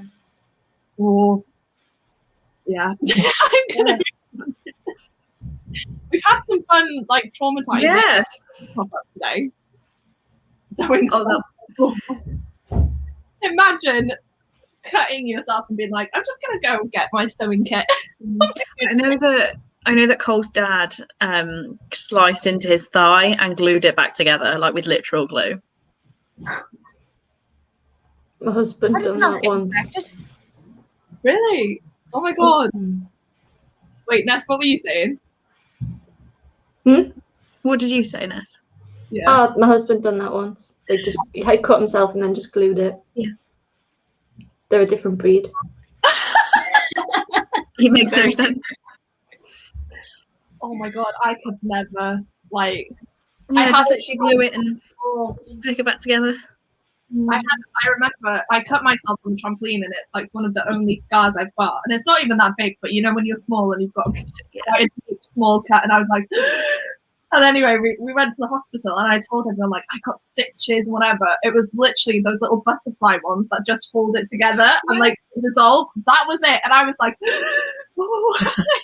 Yeah, that's what I had on my foot. I got somebody smashed a bottle on my foot on a night out, sliced my foot completely open. I say that I'd had a lot to drink. I didn't feel it.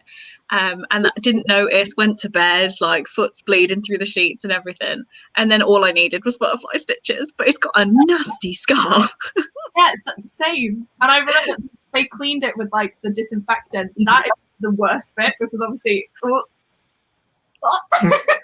I had the same. I was on a night out, although I wasn't actually drunk. I was walking to go and get a lift home, and I had both my hands in my like handbag walking along, and just didn't notice this bit of like curb that was just in the middle of the road with like a signpost on it, and I tripped. But because both my hands were in my bag, my whole face just went down onto the pavement, and my lip went over my teeth and was like like that, and my whole side of my cheek, my like knees, everything was gone. No one stopped. People walked by, saw that happen, and they just looked at me like, oh, she must be wasted, we can't help her. So I just like got up and was like, oh, well, I'll go to the like club where my friend was, hopefully like a bouncer will have like a first aid kit or something. And as I got to a corner, these two police cars like came around the corner, obviously were for something else, but they all stopped and came out, and they were like, have you been attacked? Like, what's happened? And I was like, no, I just fell over. So they got me an ambulance and everything. And so my friend came, and she was like, what the hell has happened to you? Like, I just came to give you a lift home, and now you're in an ambulance. And like had to get patched up, and like in the hospital they were like, do you know what day of the week it is, and all this. Like, obviously thought I was drunk. I was like, I'm fine, I'm just like really hurt. It was mad. I can't believe that happened when you were drunk. I feel like that's a drunk story.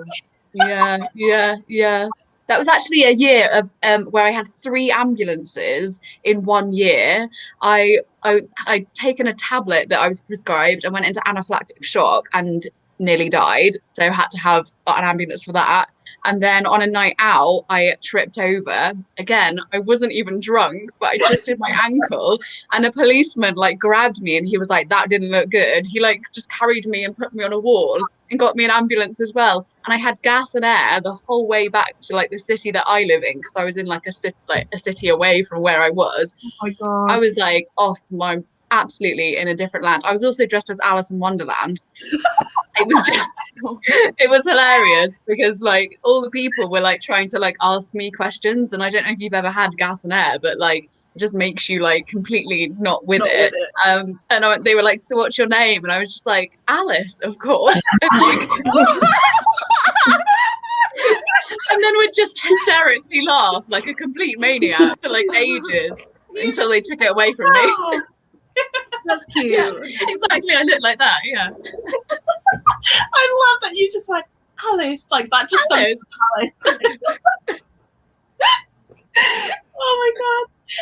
Funny. Well, I've enjoyed this chat. That's funny. I feel like I know you all so much better now. And then we have this because we're all evil. Oh my God. It makes me sound like no, she wasn't an abuser. She just she just like I just went along with whatever she didn't like, and was just like whatever.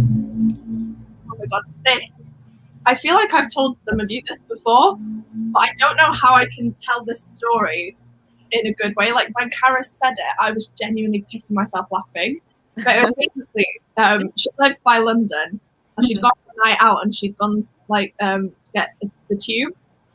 And I think what she did is that she stepped off the actual platform and she fell in between like the gap. Mind the gap. So she literally did not mind the gap.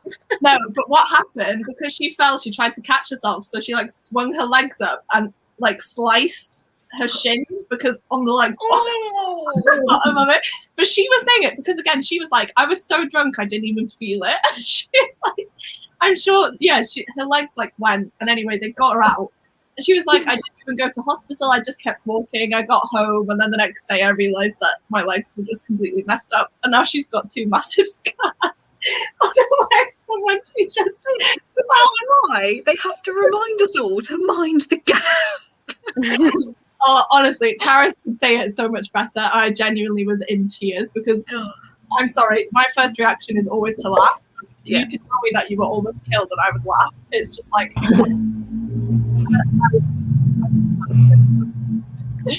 could just see her. Wait, what? Is there an alien invasion? Yeah, your sound went so weird. Mine? Yeah, it sounded like an alien invasion. Oh, okay. Sorry. I don't know what that was. It was really weird. I sort of looked around going, am I the only one who heard that? Yeah, it felt like I was going insane or something, because it sounded like a spaceship was landing or something. That would be the coolest thing ever. I'm looking at I don't know why the way you said that was really funny.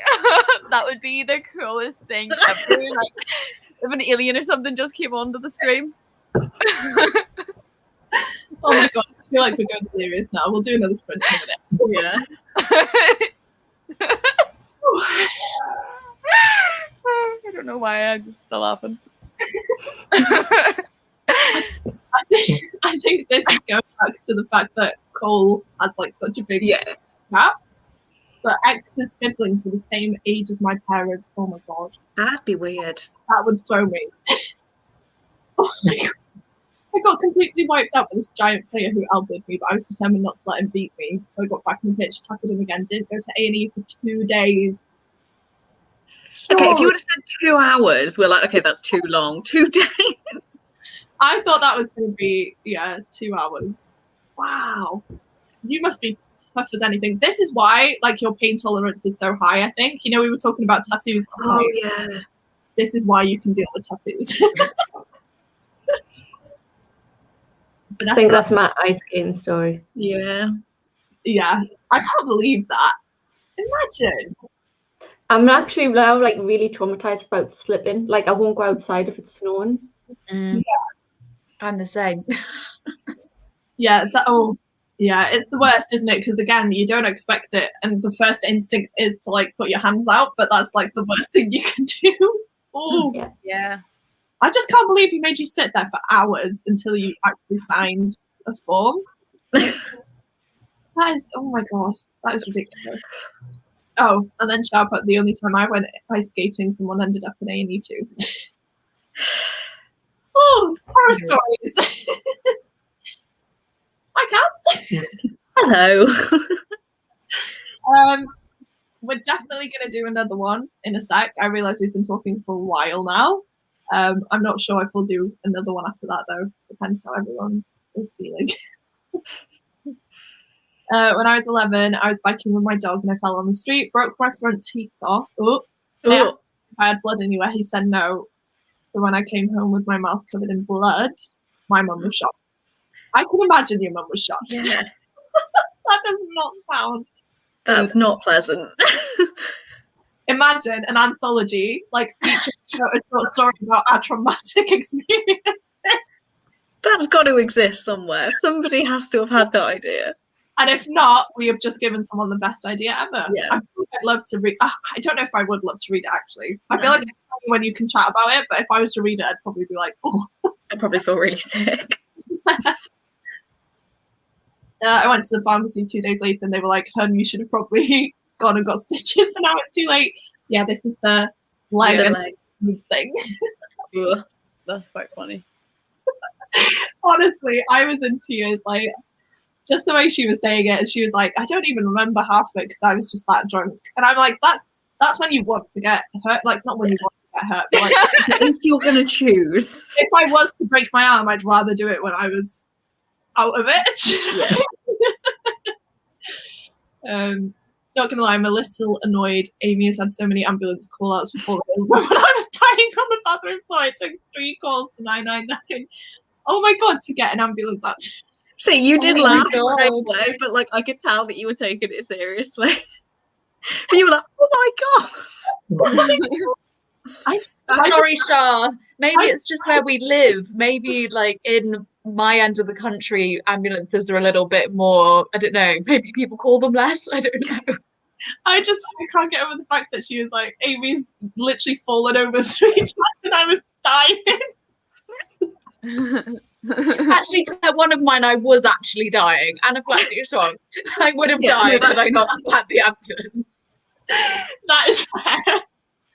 Oh my god, I've only ever been in an ambulance once, to be fair. I had like an asthma/panic attack and it was the worst time of my life. Not nice. No, it doesn't sound fun. No, it wasn't. It's like you're kind of out of it and you're like struggling to breathe and there's all these random people like shoving you into a thing and then just standing over you and you're like, oh, this is uncomfortable. Right, take a breather, everyone. Oh, shut. I always feel like I get to the end and then I'm like, oh, more. I was out biking with my friend and family. He ended up running me over up to my face and somehow didn't break or damage anything. That's good. Phew. Gosh. I don't know how he ran over your face. You know what? This has just reminded me of like the weirdest story ever. But whenever I was like literally like 4 or 5, there was this random guy. I was out playing on my bike with my sister, and this random guy who was probably like 16 or something was like, "Please run over my stomach with your bike, I dare you," or something like that. So, so then I ran over his stomach with a bike, and then he went home. And I like think about that all the time, and I don't know why that happened. And it's just. I love how you ended that with, yeah, so I did it. I just ran him over. And I remember specifically going over, like back and forth over his stomach on my bike. Literally like 5. That literally reminds me of like a serial killer thing, because serial killers love like when other people like not abuse them but like hurt them. They have this weird. That freaks me out. Well, hopefully he didn't end up being a serial killer. I think he didn't kill me. Like, so I don't really. Not sorry, but I don't really care. Like, as long as it wasn't me. Do you know what I mean? Like. like, you know, I escaped safe. So Do you still know this person? oh, me? Oh, I was a random guy. Oh. I didn't know him. I didn't know this guy. And he approached us like, do you know what I mean? And I was like, yeah, all right. Like, yeah. Oh my god. Oh, okay. They told me to drive myself there. This is when I didn't drive and had passed out twice. Well, Yeah, but I don't drive. Like, what part of this have we missed? yeah, I'm phoning an ambulance for a reason. Yes, Oh my I god. cannot get there. That's so Yeah. no one ever tells me when you're hurt either. They're just like, you look fine. When I literally had a heat stroke, I was barbecued. Rebecca and her ex-boyfriend told me I had a nice.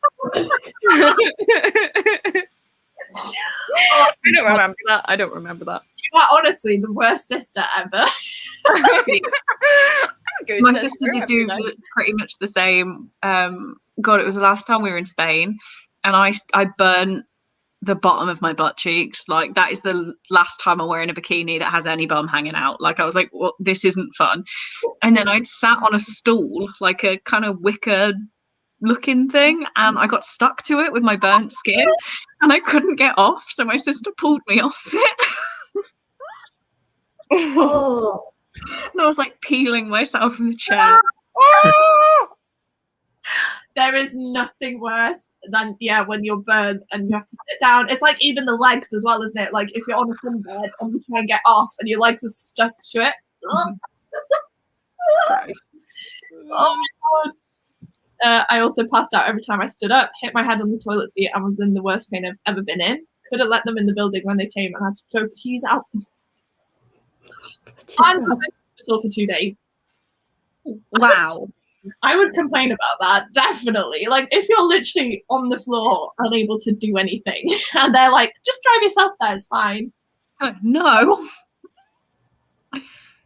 That's Jeez. Yeah, we've all had fun stories tonight. Yeah. Agreed. Right, shall we sprint? Yeah, I might just mute myself like while you're setting it up so I can't come up with another story. That's a good idea. I think I might go before this sprint if that's okay, because I'm just getting very jittery and I'm like, I'm not going to be able to concentrate. That's fine. I hope you had a good afternoon. Yeah, I've had a really nice time. Thank you for these sprints. Very, very nice. I hope you had a little break from uni work at least. Yeah, it was so nice. I really enjoyed it. Yeah, I've missed seeing your face. So this was Yeah, I nice. know. I've missed like Yeah. doing sprints. I've missed talking to you and everything. So yeah, I was like, I couldn't wait. I was like really looking forward to it. I was like, can't wait. Really Aw. miss everybody. So yeah. Oh, that's Love lovely. that. Thank you for joining. Yeah, thank you so much. I'll see you soon. I'll talk to you soon. good luck with your uni work. Thank you. Yeah, good Bye. luck. Bye. Bye. My Mac Oh. is- We got Sorry. big very quickly. We're much bigger. I'll make us small again if you prefer, actually. But I'm going to. I don't mind. It was just a shock. Oh. Oh. Is that Tracy Beaker on your top? Yeah, it says bog off. I love it. How cool is it? Oh my god, I actually love that. I got it on Etsy. I've seen them before. I'm sure Karis has one of them. Karis has one, yeah. Oh, right, I was going to say, I'm sure I've seen it. That is brilliant. It's amazing. I love it. The mood. It keeps making me laugh. I only got it yesterday. Oh my god, I love it. Oh, it's on 0. What do you guys want? Do you want another 45 or do you want half an hour? What? If we do 45, there's a potential I could finish my book, but then I know we've been on a while, so I'm easy. I'm happy with 45. I've got no plans for the rest of the day. I'm not. Okay, well, we'll help Chloe finish her book then. I will put 5 on. And then you've got to finish it now, Chloe. If you don't, I'll be angry. I know. I'm gonna put my phone like really far away from me and just try and do it. Right, I'm going to move myself now so that we actually do get on with it. Yeah.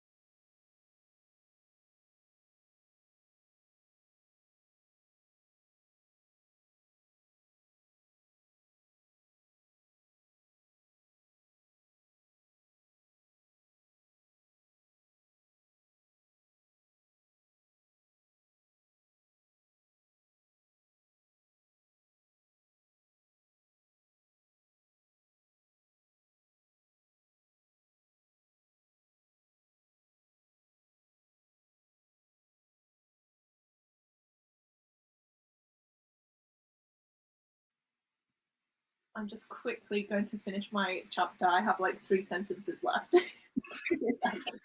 My battery is dying, so we're moving. Oh. Okay, maybe we're not quite moving yet.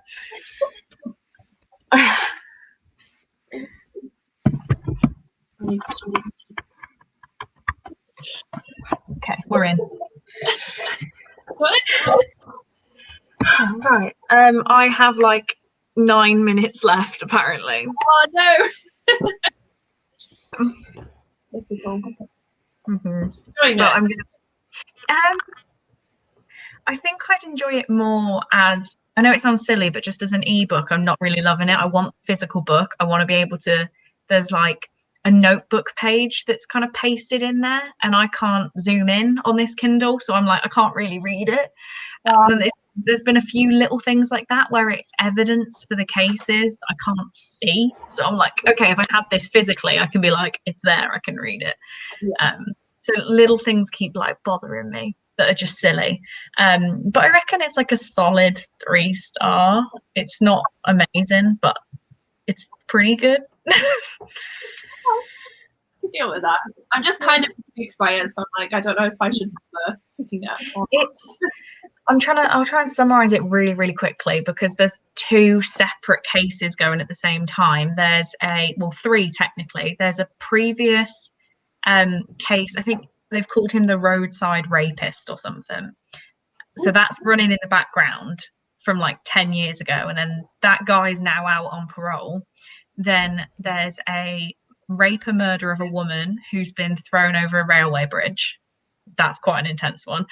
And then there's a sexual assault case as well, to do with a teacher, like supervisor, graduate student-y thing, all going on at the same time. Okay, that's a lot. Yeah. So you can see why I want to be able to read every sentence, because I gotta like try and keep up with everything. But no, it's pretty good, but it's not amazing. Okay. How did you do? So I finished The Mothers, and I actually really enjoyed it come the end. I gave it like 3.75 to 4 stars. It was good. I think I was just not used to the slower pace when I've been reading a lot of fast-paced books, but yeah, it was good in the end. And then I started reading Queen of Shadows by Sarah J. Maas. And I don't know, have any of you read this series? Yeah. I've started it. Yeah. So like in this one, obviously I'm not going to spoil it, but like the main character, like her and her love interest are like have just like parted ways, and I really liked them together, and so I'm like I'm just like not like into the story, because I'm like, I just want them back together so that I can have more time with those guys together. So Is this your first time reading it? yeah, I've never read them before. I'm going to be interested to see what you think of that book then, in that case. Oh, okay. I don't even know why you would say that, so that's exciting. Well, I honestly can't remember. I'm rereading them this year for the first time since I first read them, and honestly, it's like reading them for the first time. Like, I can remember the overall plot, but little details, I'm like, I've lost them. So, like, I'm up to Air of Fire now, and I was actually debating picking that up or this one, but I won't. Yeah, that's one of my next books, is Air of Fire. Air of Fire has been my favourite of them all so far. Although I actually read The Assassin's Blade most recently, and actually I think that one was really, I really enjoyed that. Oh, okay, that's interesting. But you read that after the first 2 or 3? Yeah, no. So I read the first like 3 proper novels, and then I went back and read The Assassin's Blade, because loads of people on my video were like, no, you need to make sure you read Assassin's Blade, because like stuff is mentioned in Queen of Shadows that is like to do with that, and literally something's just happened. I was like, oh yeah, okay, I wouldn't have got that if I hadn't read The Assassin's Blade. So yeah, it's good. Yeah, I think I made the mistake where I read Assassin's Blade first, and so I was really confused. I think it would have been better if I'd have read it after reading 1 or 2 of them, definitely. But I enjoyed it more the second time round, definitely. Yeah, it's good. I really enjoyed it. I think just because you know the characters and like certainly that kind of last story in the Assassin's Blade, which like obviously is spoken about in the first few books of the Throne of Glass ones, I was just like I knew what was coming, and so I was just like, oh, I don't want it to happen. Yeah. Yeah, I still need to read Assassin's Blade. I haven't read it yet because a lot of people said to read it first, but I didn't get round to it just for like timing wise. So I was like, no, I'll go into Throne of Glass. But now everyone's like, wait, no, that's the best thing to do. You should read it now. So yeah, I've heard different things. I read it first, like I said, and I was a bit confused because obviously you don't know this character and she is in a load of different places and you've got to like, try and wrap your head around different characters and stuff like that. But I feel like now that you kind of know what's going on, you know who's who. I feel like it would be good. I think the Assassin's Blade adds so much to Selena's character. Like so many things that she was doing in Throne of Glass, I was just like, I don't get like why she's behaving like this, and it just seems weird. But then when you read the Assassin's Blade, it's like so much like is like built up for her and her like development. I think it was really good. Yeah. Oh, okay. I'm intrigued now to hear your thoughts on all of them. I'm very intrigued as well. It's so ominous. I'm like, what's going to happen in this book? I don't know. I never actually finished out the series, which is why I'm rereading it. I finished Empire of Storms, but then I heard such mixed things about Tower of Dawn that I just never carried on. So I don't actually know how it ends, but the ending of Empire of Storms like broke my heart. So I'm like, I have to get the tissues out, do I? I think it's just more intense.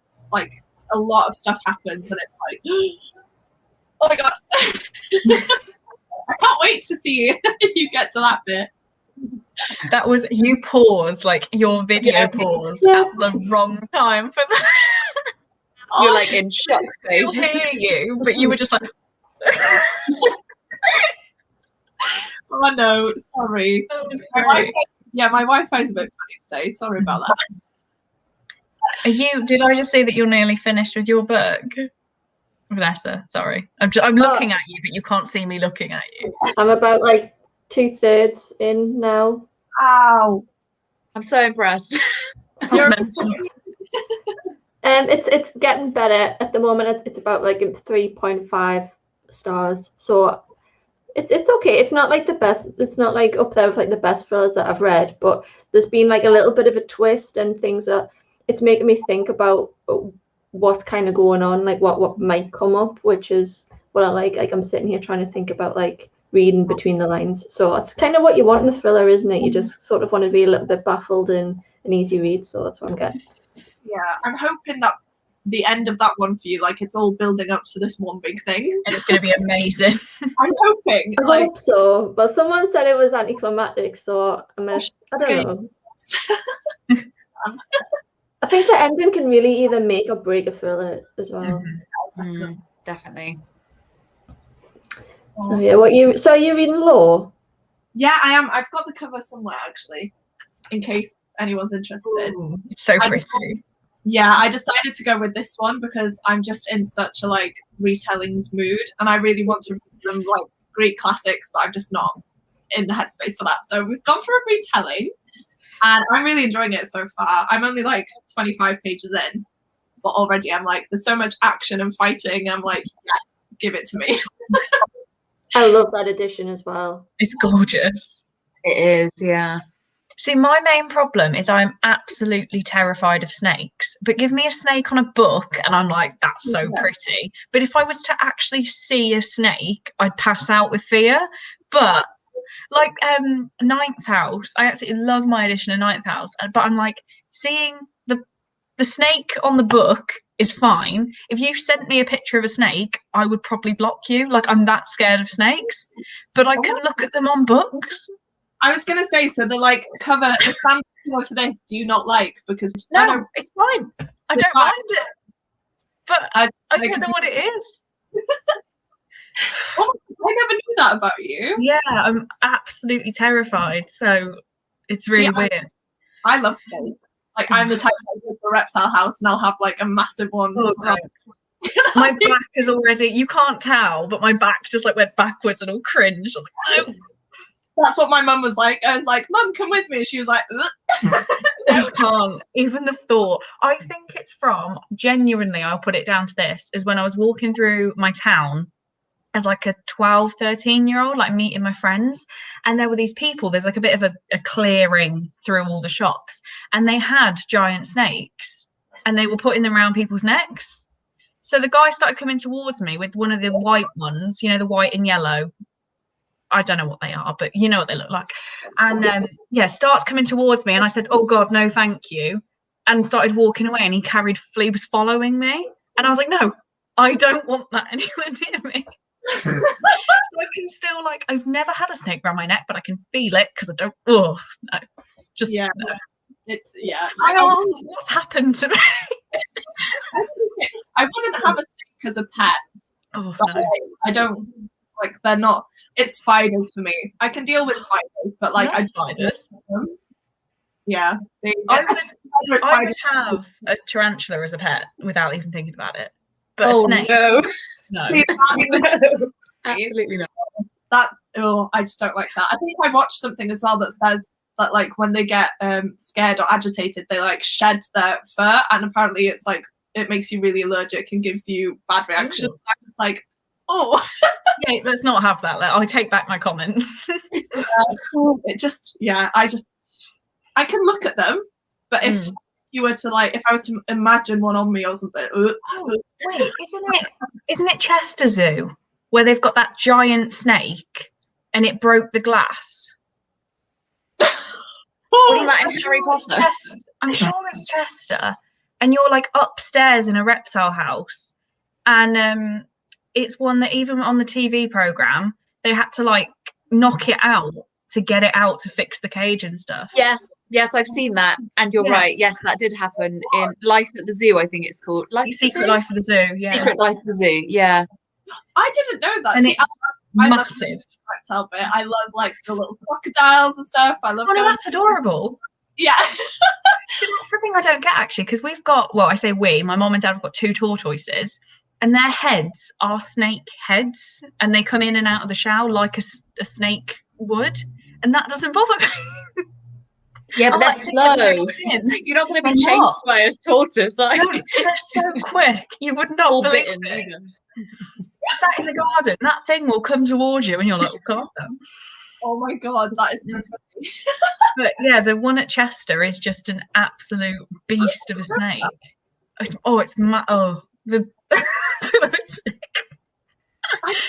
I don't know when the last time I went there was. It was quite recently. I can tell you exactly where it is in the reptile house. It terrified me.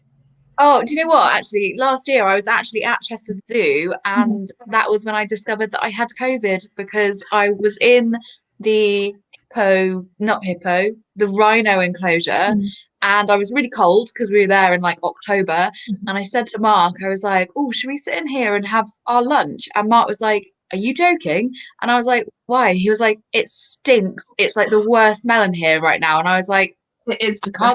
I can't smell anything. And he was like, "That doesn't sound right.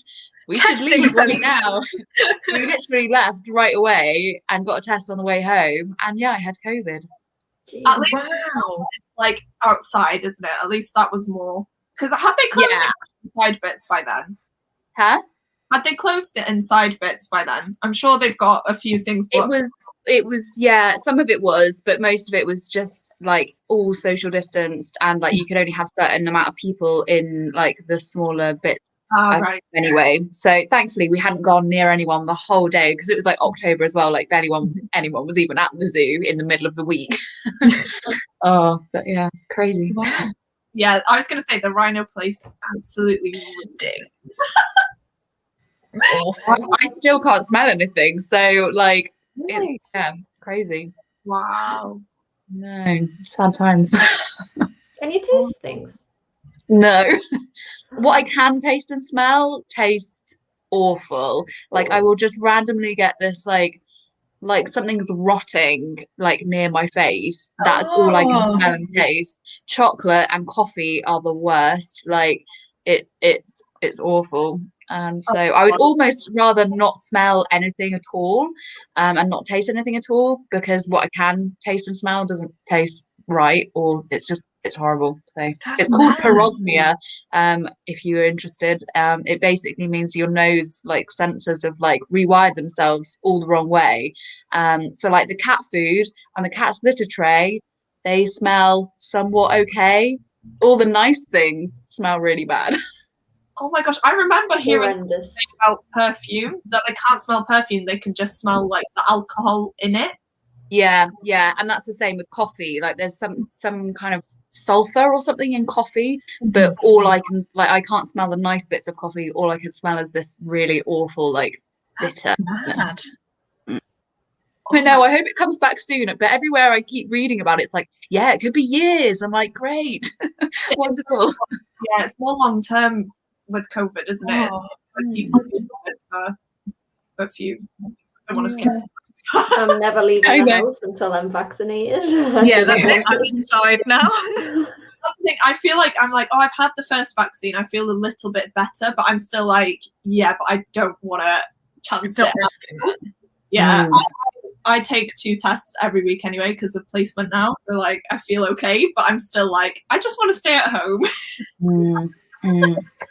It is scary. Like no one at my work, because I work at a university, so that's the only reason I think I could have got it, because no one but my actual colleagues, none of them have had it. I was the only person to get it. And I'm not like someone that even goes near the students. Like I'm in a back office, yet the people who are out like actually being near the students who like they were getting it quite quickly, that none of them had it except for me. And they were like, how did you get it? I was like, I have no idea. I must have just walked past someone and they must have breathed on me or something. I don't know. That's what scares me the most is like, because especially I work at a supermarket, but I'm not at the minute because I'm on like placement and stuff, and I'd be with too many people. But like, say I was at the tills, there would be so many people that would get that and would be like, hi. I'm like, What are you doing? like, it's fine. Yeah, I think they think because I've got a mask on, they can just take it off to speak. And I'm like, no, you have to keep the mask We on. both need to have it on. Oh, it used to stress me out so much. I used to get so angry. So I'm glad that I'm on a break from there for a bit. I couldn't have worked in a supermarket last year. I would have got fired. I had to hold my tongue so many times. It's just like just stupid people, and it really It's the mask there that's the one that gets me the most. the chin. Put it on. I think I'm a bit panicky as well though because I'm asthmatic, so like I'm classed as vulnerable, which is why I had the vaccine and stuff. So I was constantly scared. It's like I could see all these people not caring, and it was like, yeah, it's fine for you because if you get it, it probably won't affect you. But if I get it, I know I will be literally knocked out. Like, oh. Yeah, and it's crazy actually because I don't even have any like underlying health issues or anything. I don't have asthma or anything, but I was off work for 2 months, and I was like really unwell. I didn't end up having to go to hospital or anything, but like my breathing, and it's like I had every symptom you could have possibly had with COVID. And yeah, it was really unpleasant. So I was just like, why are people not being sensible? You know, like. Yeah. It just like I hadn't gone to a super. Oh, that was what annoyed me the most. Like I hadn't been to a supermarket since it all started. Hadn't gone anywhere or done anything or any public transport or anything. So I was like, how did I get it when I was trying to be so careful? And then Mark, my fiance, he was like kissing and hugging me the whole time up until we realized that like I was unwell, and he didn't catch it at all. He was completely fine. Crazy. Ooh. Yeah, that's weird. But I've got a really bad immune system anyway. Like if I were to have a normal cold, I would have like the flu. Do you know what I mean? It's like it's never a good time for me. So I'm just like, I'll stay in these 4 walls, hopefully, except for when I have to teach. But that's the thing that scares me now as well, because I teach a class of like 30 kids, and each of them go home, mix with their families. I'm just like, oh, please. Yeah, a lot of their parents are doctors and that as well. I feel because the school is by the like big hospital where I'm from. So I'm like, oh, I know your parents are probably like with so many in the hospital, right in the hospital. But I'm like, I've just got to do it. Like, got 9 weeks. Cross my fingers that it'll be fine. Just be positive about it. It's fine. Yeah, exactly. I feel better that I do have to test myself, but like, Yeah, definitely. you know, you start. Oh my god! I went to my parents. Obviously, nobody panic. Live alone. Support bubble. We're all fine. So I went to my parents' house, and my mom's had to start doing tests because she's effectively a dinner lady. She gives herself a nice title, but she's a dinner lady. So she's doing the tests, and she'd left one on the table, and my dad thought it was a pregnancy test, and he was like, "What is happening?" Oh my god! And I mean, I could go into more. I could go into more, but like my dad can't have kids, so that he was like, "What is happening?" I was gonna say it's a crazy few weeks for your dad. Like, Oh, he's having a great time. oh my gosh, He's loving life. yeah, because you have to like put stuff in a little shaker. Little and- dippery thing, yeah. Yeah. It was that thing that you put it on that he thought was a pregnancy test. To be fair, I can never tell what it means. I just asked Tom, like, is that negative? And he's like, yeah. And I go, cool. It is a pregnancy test type of thing, though, because it's like the line one. The line comes up and you have to dip it, yeah. Yeah. So, But then when we told him it was a COVID test, he's like, "Oh, you didn't wee on it, did you?" And we're like, "No." oh my god, I love it. Oh dear. Right, sorry, I will go through the comments. I feel like we've had a few. Emily's back. Hi, Emily. And once again, I waved at my laptop. So when Rebecca left, Emily sat at home gone, bye. I do it every time. Fashion goals for your stunning Tracy Beaker top. We love. And then a few people have gone to have dinner or have gone to walk the dog, which I completely get. Hi, Leah. Thanks for joining. It's the last sprint. I don't know. What are you guys feeling? I'm really hungry, so I am gonna go. I haven't eaten lunch, so this has been a fun, long day for me. So I'm definitely gonna go and have dinner.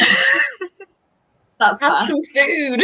I know I keep snacking, but then that's not. It's getting to the point now where every sprint, I do it on everyone's. I snack a different snack every sprint, and I'm like, I don't need this many snacks.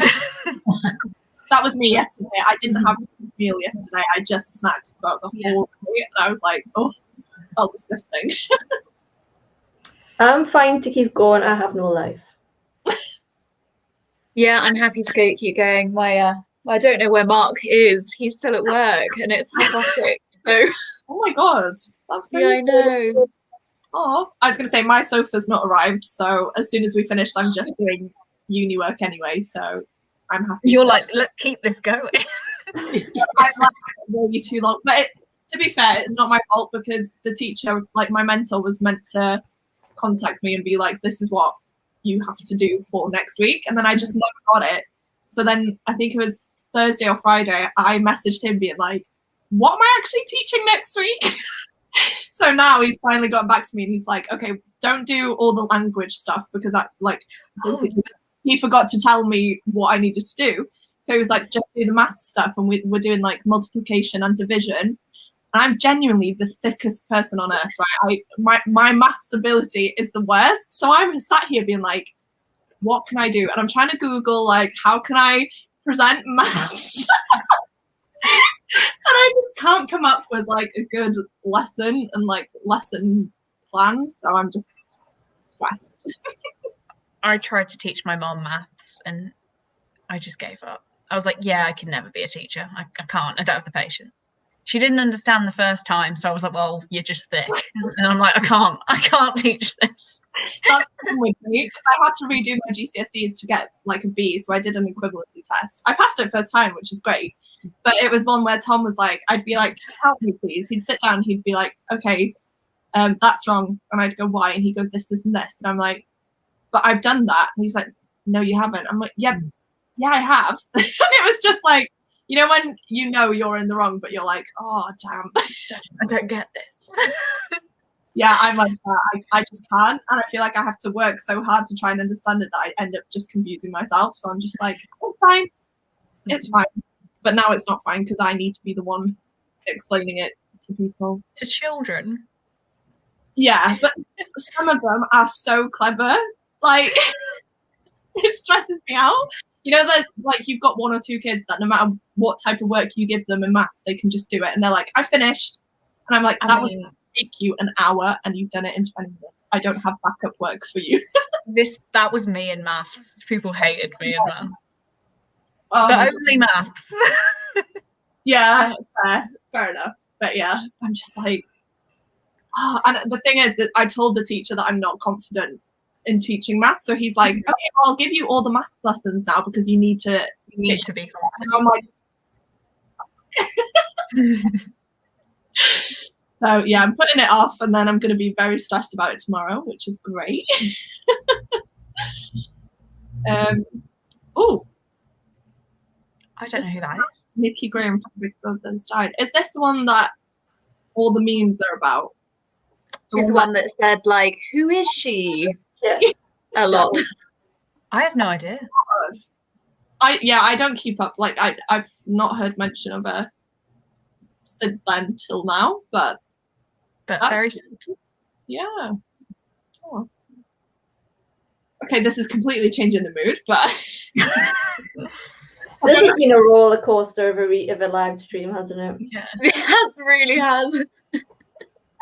yeah, very chaotic, but it's been an interesting one, definitely.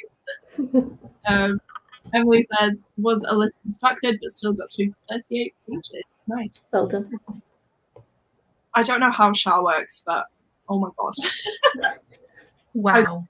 I've done just under 1,000 words in a short story. Wow.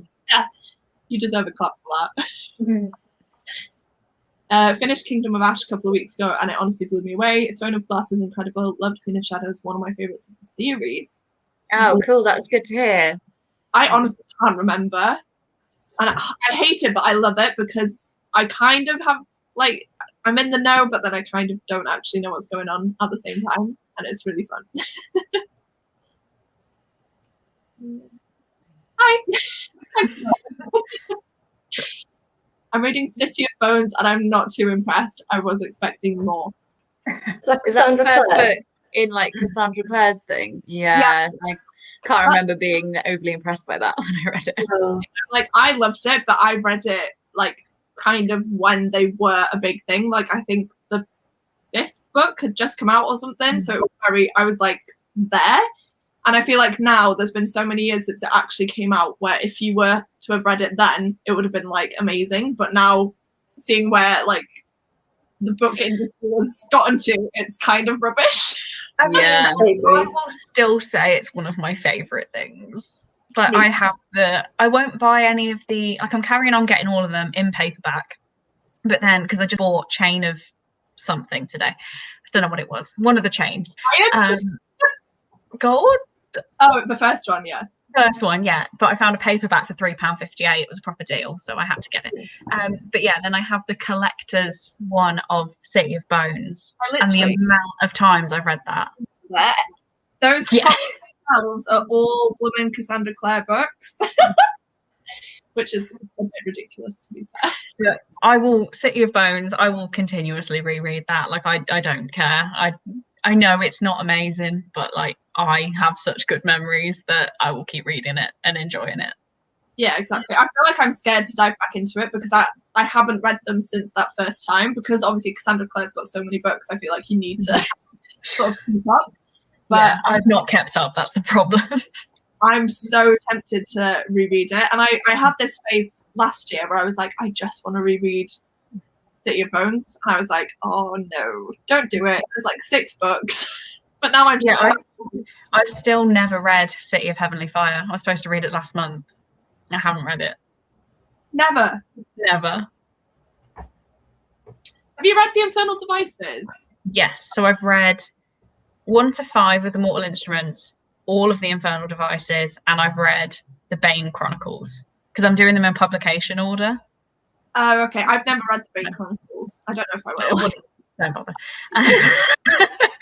But yeah, so I know one thing that happens in City of Heavenly Fire, but it's like a 700-page book, so that one thing is not going to impact the story. I feel like after that one, you will definitely want to read Tales from the Shadowhunter Academy. Okay. That's where I would go next. Okay. But yeah, then I have Lady Midnight, Lord of Shadows, Queen of Air and Darkness. I have them all. I never read them. I loved that trilogy, except the ending of the third book. I hated the ending for that third book. Giving me so much confidence. It's good. It's just a little bit like far-fetched, and I was like, well, I know that they're not going to be good. Like, I know that I'm going in and going, this isn't great, but it's like a trashy kind of thing, which I really love. Like, that's if you had to say what are my favorite type of books, I'd be like trashy YA fantasy, like with a bit of romance. That's me.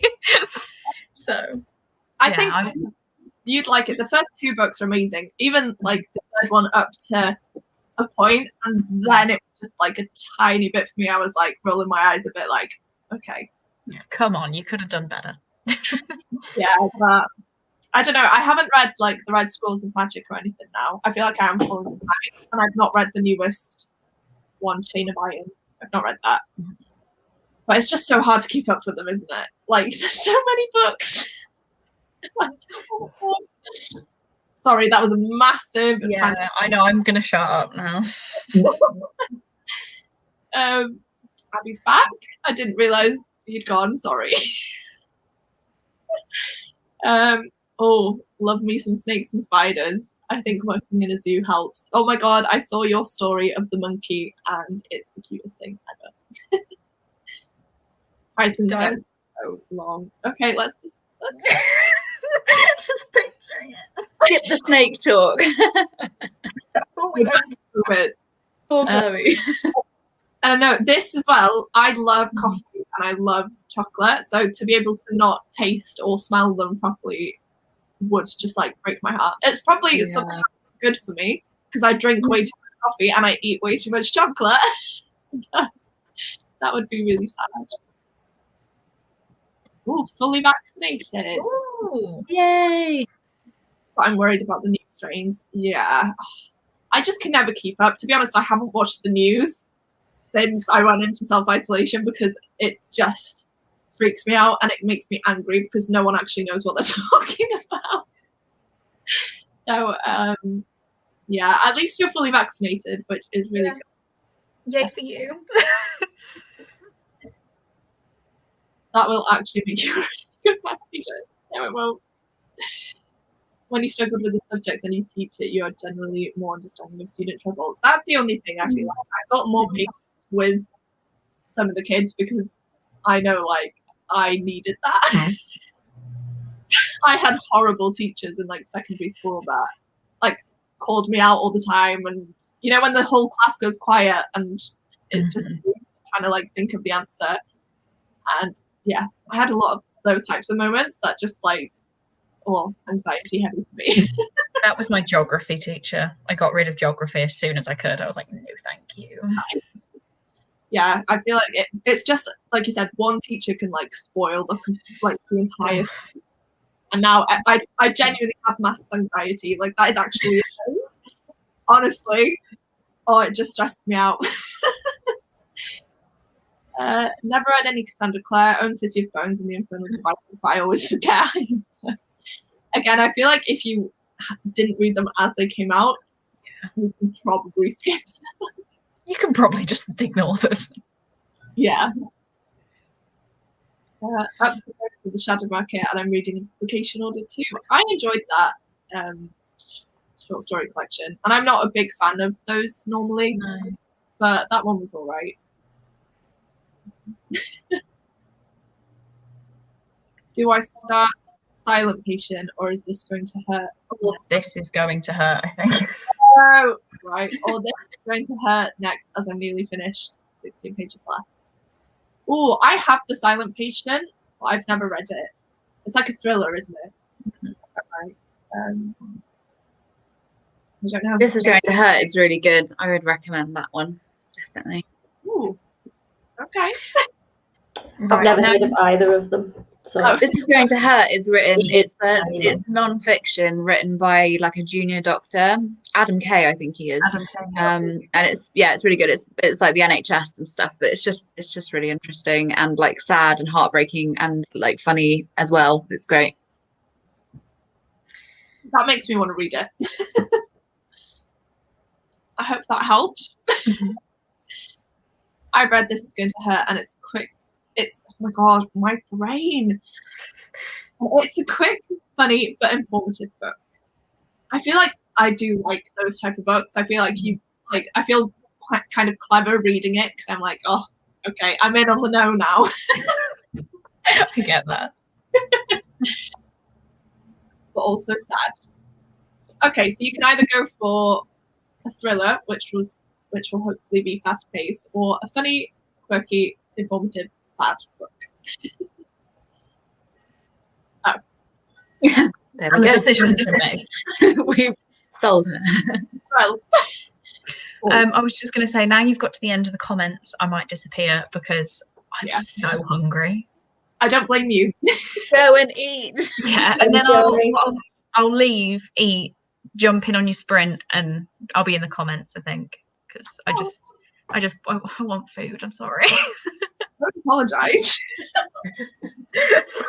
what you gonna have? I've got sushi. Oh, very nice. Nice. No, I watched your vlog from like a week ago.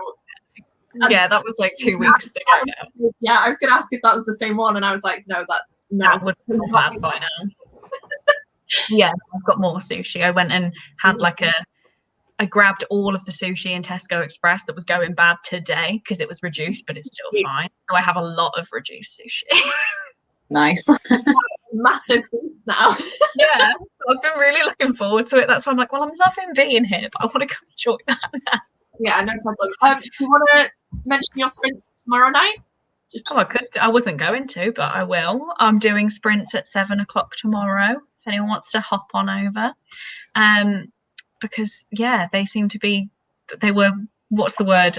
Demanded by the people watching. So doing them again this week. Got to give the people what they want. Yeah, exactly. They're really fun, and you also have a good schedule. I feel like where we actually. Oh, I'm just like, come on, read. Yeah. And then it helped that last week Cole and all of his friends ended up in the comments towards the end. So that was chaotic because they were just saying hi to each other. No one was reading. They were like, hi Eric, hi Cole, hi Travis. I was like, oh my god, what's happening? Yeah. And my hamster tried to throw himself off the top of the cage. It was a good time. If you want any of the chaos, come join tomorrow. Someone happy will be there. So, and I will. But yeah, Chloe's links will be in the description. I don't know if I've actually put them in yet because I'm terrible, but I will do. They'll be there. But yeah, thank you for having me. I've had loads of fun, done loads of reading. So yeah, really appreciate it. That's good. Thank you for joining. It's always lovely to see you and chat to you. Right, I'm going to disappear. See you tomorrow. Oh, hang on, my mouse isn't plugged in. I was trying to click and it was. Right, I'm going. Bye. And then there were 3. Oh, look. Great people. I know, I felt like we were so small at the start of these sprints, and now we keep getting a little bit bigger. I'm going to put the timer on. Are you still good for 45, or do you want a short one? Or Yeah, cool. Right, I'll pop that on. Oh, I could have just pressed reset. What am I doing? There we go. Right. Are you good to start now? I'll just mute myself and then we'll go. Okay. Well, I'll see you in a bit. Yeah.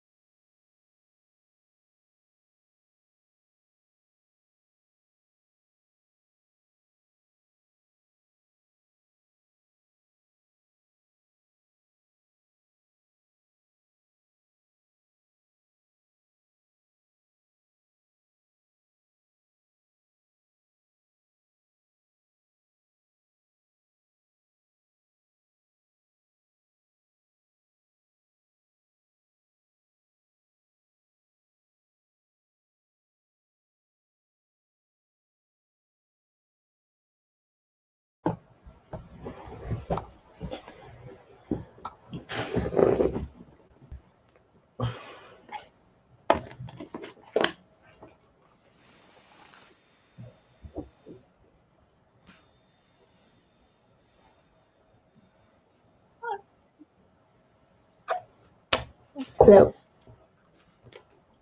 All right. Yeah, I'm so close to finishing as well. Oh no! How much do you have left? Oh, Like 30 pages. I'm oh amazed. do you want to do one more sprint? I'm actually getting quite tired, if I'm honest. Like, my eyes are starting. I looked up before and I was like, whoa, I just couldn't see. Like, everything's blurry. Oh no!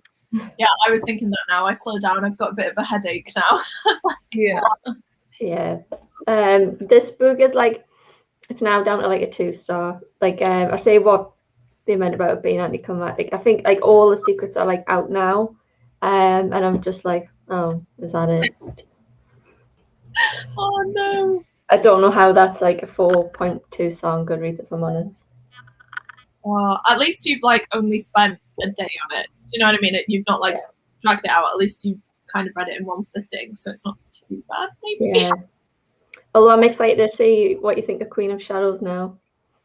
Yeah, I mean, not much has happened. I'm about 60 pages in so far, and I don't like the character of, and I never know how to say his name, Hale.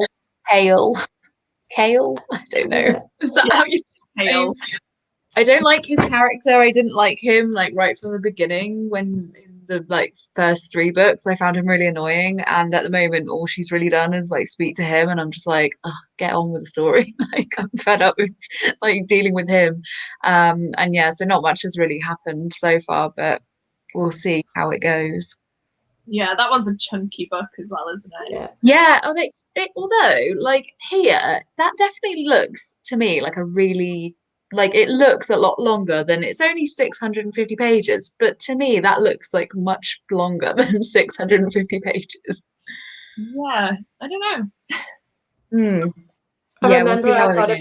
about halfway in and it started to feel like a long book. Yeah, I'll have to see. Did you like it, Vanessa? No. Or you didn't like it? Okay. No, I actually stopped reading the series after that book and then just sort of looked on Wikipedia to see how the series ended. Fair. Oh, I'm keen to see what it's like now then, because so many people have told me it's like their favorite book. Like this one and the next one is like their favorite from the series. So I'll see. I think this book either for some people it makes or breaks the series, which is why I'm looking forward to seeing what you think about it, because people either love it or hate it. Ooh, I'm intrigued. I'm excited to reread it now because I feel like when I first read it, I was so swept up in like the series. I was like, oh, this is the first, well, one of the first YA series that I'd actually read, and like it was massive on BookTube, and I was like, oh, I want to be in on it. So I was rating every book like 5 stars. Oh, okay, let's try again. It definitely is interesting reading like popular like YA series like years after they like came out. Like I've done that with a few different ones, and it definitely gives you a different perspective when you're like an adult reading the stuff. Yeah, I can imagine. Oh gosh. I don't actually know how much I read, but I'm up to page like 52. So I think I read about 30 odd pages. This one's fun so far. It's very different to what I was expecting. I don't know, because it's classed as like a Greek retelling, but it's not. It's just a story that has Greek characters in it. Yeah, I was gonna say, what like retelling is it a retelling of, but is it not? No, it just has certain characters in it and they're mentioned, and I don't know how it's all going to come together, but it's basically just like a big magical, I guess, competition where like every 7 years the gods lose their powers, and so it's like a free-for-all where people can kill the old gods to become a god themselves. I've not seen much of that yet, but it's quite interesting. Yeah, so there's sorry?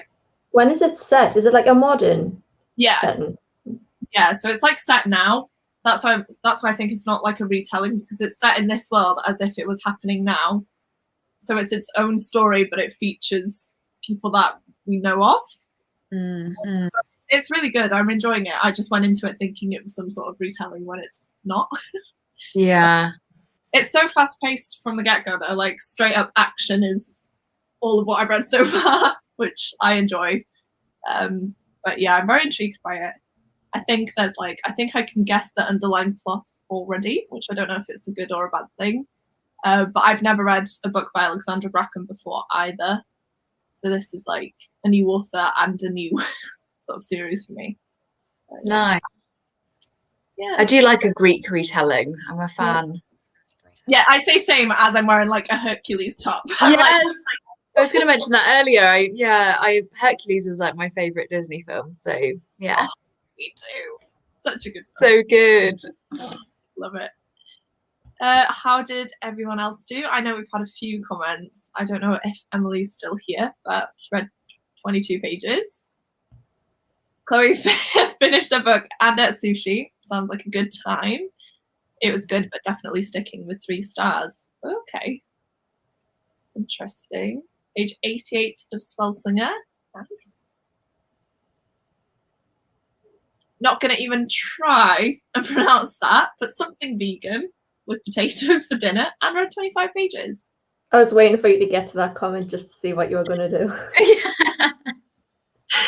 I was going to try, and then I thought it's probably better for everyone if I just don't. I hope you had a good time. Oh, Chloe already started her next book. She does not stop. She's like a reading machine.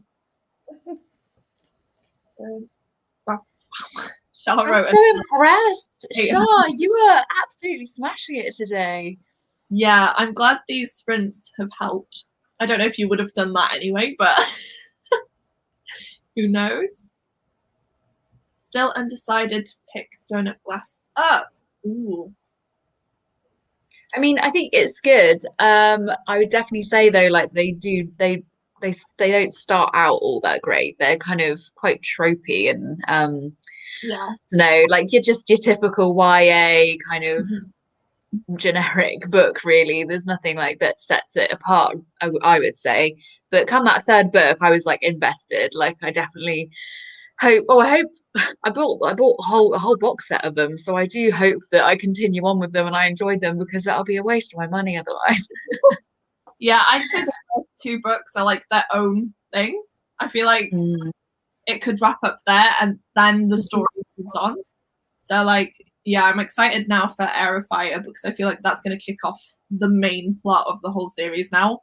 I don't know why, but yeah, when I reread the first book, I was like, I didn't realize it was this like flirtatious love triangle, romance heavy novel. Oh gosh, yeah. Yeah, I'm kind of excited to move on from that now. It's good though. It's like a fun, very fast-paced, trashy YA novel. So if you're in the mood for that, definitely pick it up. I tend to pick them up like when I know I'm not going to have a lot of time to read, because I can get through the book quite quickly. So if you need a quick book, it's definitely good. Is that mine? Guessing it's this one. It's Law by Alexandra Bracken. I've got the Fairy Loot edition, so it looks like that. But the normal one has like Medusa, I think, on the cover. It's really good. Oh yeah, I missed the title. In a fantasy romance mood though, and I can't bloody wait for Cage of Gilded. Yeah. By Jennifer Gilded Bones. I cannot wait for that book. It comes out in 10 days' time. Have you read any of the Blood and Ash? I think it's called Blood and Ash trilogy. I've had my eye on it for a while. I think it's on my list, but it's one where I'm like, I'd rather have the whole series before I started reading it, because I feel like I binge it. Like I'm so bad if I buy the first book in a series and I read it then and there, I won't pick up the next books if they come out sort of spaced apart. I need it in like all in my hands. Someone bought it off my Amazon wish list, so I got it yesterday. I didn't realize how long it was, and I don't know if this is like how they all came, but mine is it's like published by Amazon. Yeah, I think they are like self-published because the new one isn't even available in paperback. Like it's only available on Kindle on Amazon. So, and I can't find it anywhere. So I think she must publish it somehow through Amazon because they're also quite expensive for a paperback book. They're like they're between like £10 and £12 on Amazon, and I can't find it cheaper anywhere else. So I think she must have like a deal with them or something and print through them. The first one's good. I think I gave it like 3 or 4 stars. The second one, I loved it. It was so good. Really enjoyed it. That's strange though, because Jennifer L. Armentrout is like a well-known author, so it's strange to me that Yeah. she's wanted to self-publish a fantasy romance series. That's what I thought. I was quite surprised when I got it. But maybe she's trying to like cut out like the publisher fees or something. Maybe she's like thinks that she can like go off her name alone and keep more of the profit. I don't know, but it works. Obviously, it's popular. Do a deal with Amazon. Well, yeah, and Sell your soul to Amazon. I know Fairy Loot and like Illuma Crate are all doing like exclusive editions too. But I would have like years ago I would have just bought them all because I would have been like, oh, they're so pretty. But now I'm just like, oh, I can't be asked. I've heard like, different things about it. I've heard some people love it, and I feel like it's one I'm gonna like because it is like a fantasy romance. It's not just like a romance novel. But I think I'll just get the paperbacks or the Kindle copies and see how I feel. But I've heard so much hype about them. I read the first 2 from my like library, and so I think I'm gonna have to buy the next one because I don't think my library will get it in like as an ebook very quickly. But they are good, and I'd never read any like fantasy romance before, and actually when I started it I thought it was just like a fantasy book. Then I was like, whoa, these people are having sex, what's going on? It completely threw me, and then I was like, oh, actually, yeah, I don't mind, it's quite good. That was me with the Coat of Thorns and Roses. I thought it was just going to be like Throne of Glass. I took it on a nice little like holiday. I actually rated it 1 star because I was just so taken aback. Yeah, that's me. I think I read the first book and I was like, okay, this is fine. And then I read the second book. Oh my goodness, does it just crank it up? And it's like full on like smutty scenes. And I was just like, I was like, I don't know how to handle this because, yeah, like you said, I thought it was just going to be a nice, like, fantasy book, like Throne of Glass, kind of fades to black and stuff, and no. I'm going to reread it this month, like knowing what I know now. I was going to make a video, like, rereading a book that I hated, kind of thing. Yes, I'd love to see that. Oh my gosh, I'm scared to reread that series because I've like read them as they've come out. That's the like one instance where I have done it. And I feel like now, because I think I first read them in like 2016. It's like a while ago now. And I'm like, if I read them now, they would probably be awful. Like I'm scared to pick them back up. So I'm interested to hear what you thought. Have you read the other ones or did you not carry on with it? No, I didn't carry on, but I found the second one in a charity shop for 10p, like brand new. So I had to get it, obviously. Yeah. And that's why I thought, well, I'm going to give the first one another go because I have to. I found a bargain. Yeah, the second one is so much better than the first one, but it is like a lot more romance heavy, I think. But I love it. That's like the trashy stuff for me. Was it me that was reading A Dark and Hollow Star? No. It's on my radar. I've heard about it, but I don't have it, and I've not started reading it. Have any of you read this one? I'm about 50 pages into it, but I put it down and then couldn't pick it back up, I'm actually enjoying it. I'm just not really in the mood for it, so I'm taking a break. Oh, nice. There you Well go. written. Yeah, I've heard a lot of like mixed things about it. Like I feel like it had so much hype when it first came out, and now that more people are reading it, I'm a bit like, ooh, I'll just wait a bit longer till the hype dies down and then I'll give it a go. Yeah, I've noticed that the star rating on Goodreads is like gradually coming down and down. I guess as people are now buying it and then reading it instead of getting an arc. But I do think it's really well written. So far the plot is interesting. Oh, okay. That's good to know. Another mixed opinion book apparently is Law. I feel like I haven't really heard anything about it. I don't know if that's me just not keeping up with things, but I think I tried not to look at reviews for it because I knew I wanted to read it anyway. And I feel like if you look at a review, there's some sort of things planted in your mind then. So I just wanted to go in fresh. I'm enjoying it. I love the action and the like kind of gory things. Like I love a good battle scene. So yeah. Again, I don't want to say it. Oh. Well, I don't even know. And the meatballs you get at IKEA anyway. I feel like everyone talks about IKEA meatballs, and I've never even been to IKEA, so. Oh, you've never been. I do like visiting an IKEA. Yeah, the They closest do. one to me is like 2 hours away from here, maybe even more. It's like, I might not say actually, but yeah, it's too far where like you'd have to buy a van or something to like make it worthwhile. I got these shelves from there, but I got them delivered. Not actually been, which I want to, but yeah, I've heard good things about the meatballs. I know that problem from when I lived in Wales. Everything is just so far away. Yeah. To be fair, like my mum lives by Chester, so if I were to like go, I could pit stop there and it wouldn't be too bad. But yeah, it's, like you say, everything's just a trek. Like the closest Waterstones to me is like 20 minutes away in Llandudno, but that's such a small one where like if you again wanted to like actually go for a book shopping trip, I'd have to just go into Chester, and I'm like, oh, so far. Yeah, I lived in Bangor, so I understand the problems. You didn't? I did. Oh, oh my god, that's literally so close to me. It's where I went to uni as well, so I'm like, it's where I went to uni. Small world. Oh my gosh. There's actually quite a few booktubers I'm finding out that went to Bangor. I posted a photo. I was on the pier the other day because I took the dog there, and someone messaged me being like, "This is Bangor," and I was like, "Yeah," and they're like, "I live here." What? Such a small town, but everybody like knows someone or have lived there at some point. It's so crazy. Yeah, because I lived there for 3 years whilst I was at uni, and then it's really local to me anyway. It's like 20 minutes from where I actually live. Mm-hmm. Oh, that's so cool! I didn't know that. Oh, small world.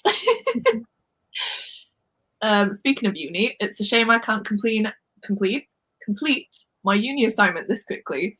I feel like if you've got something academic to do, you just do everything else instead. That's me. Yeah. Oh, okay. This is a comment about throwing over glass. Hi. Finally finished editing a video I filmed back in March, so now I'm ready to read. Hope you're all well. Thank you. I'm tired. Yes, me too. Yeah, we've been going for nearly 6 hours. I think that's pretty good going. This is the longest I've spoke to someone in over a year. Oh my gosh, all right. Yeah, I feel like, to be fair, we did one more sprint than I thought we were going to, and I kind of like that we did that. I feel like it was a good amount of time, but now I am feeling it. So take some energy. Oh, I don't know. I can't keep up with stuff. I don't know what it was. Yeah, this is so pretty. I love that. Like little pieces on it. It's annoying though because I'm holding onto it and it's quite like sticky. Do you know what I mean? Like because it's like foiled, it feels very weird. So I have to hold the book like here. I'm trying to find one secondhand, but I have a feeling that they're going to be very raised in price. Yeah, people always do that, don't they? I don't know. You can't wait until like the charity shops and everything are back open, so that like because even like buying secondhand on like eBay and stuff, like everything just seems so expensive compared to like 50p in a charity shop. Mm-hmm. To be fair, I can never find good books in charity shops around here because I feel like they're all the same type of novels, like the James Patterson and like Game of Thrones. That's all there is. But I get what you mean. Like I've sold a few books, but I don't necessarily sell them for like a ridiculous amount. I think like say the normal hardback's like £12, I'd sell it for like 20. or like 25 if it's like really rare. But I'm like, that's not too bad considering people are selling the same book for about £200. Like, it's ridiculous. Hopefully, though, if you wait a few months and people don't like it, they might try and get rid of it. Yeah, I think it just depends on how many people are actually selling it at that time. Yeah, exactly. Oh yes, I am indeed. Oh, to Angela, yeah. I was like, I saw something else saying, and I was like, oh, carry on. Yes, that was for a buddy read of the third Jennifer L. Armentrout book. Yes, I'm up for that. That'd be fun. It'll be fun to like discuss. Oh. Oh, okay. Well, the book is released on the 20th on Kindle on Amazon. I've seen, but I just can't see anything about paperbacks on there. So maybe it'll just arrive on the 20th, and you can then have the option to buy it in paperback. Yeah, it might be. That's strange though, because normally, but say that they'd be getting the pre-orders in, you know? Like, I do get it. Yeah. I've had issues with Amazon where, say, I've pre-ordered it's called Lost in the Neverwoods by Aidan Thomas. It's like a Peter Pan retelling, and I pre-ordered that months ago, and it came out like a month ago, and apparently it's not in stock, and they're like, we'll get it to you by the end of April, and I'm like, but I pre-ordered it, like, what? I should have been one of the first people. Oh, that's rubbish. I'm trying to go away from Amazon, but like it's just so easy to look through and think, well, I'll pre-order this, and this, and then I think, but especially if it's a book now, I'm like, oh, I just want it because I feel like I'd enjoy it now. Yeah, I never really buy hardback books because I can't stand them. I'm a paperback person all the way through, and I pre-ordered the paperback of Hamnet because that came out recently, and I pre-ordered it, and it was going to cost like £7 something, and then I got an email afterwards from Amazon like, oh, we've refunded your account because like you have this pre-order price guarantee, and so I only paid like £4.50 for it because that was the price it went down to. So I was like, yeah. I pre-order stuff through them because, like you said, if they offer a deal or if it is on sale for like even a short amount of time, you pay the lowest price that it's been listed at. So it does save you money, but then again, like, do Amazon really need more of my money? Probably not. It's very true. Yeah, I've definitely started going with Waterstones and that more now. I feel like I do try and like order from them in bulk because then it's free shipping and you can also like get a nice book and it doesn't support Amazon. But it's just so easy, isn't it? It's a faff. Hi, John.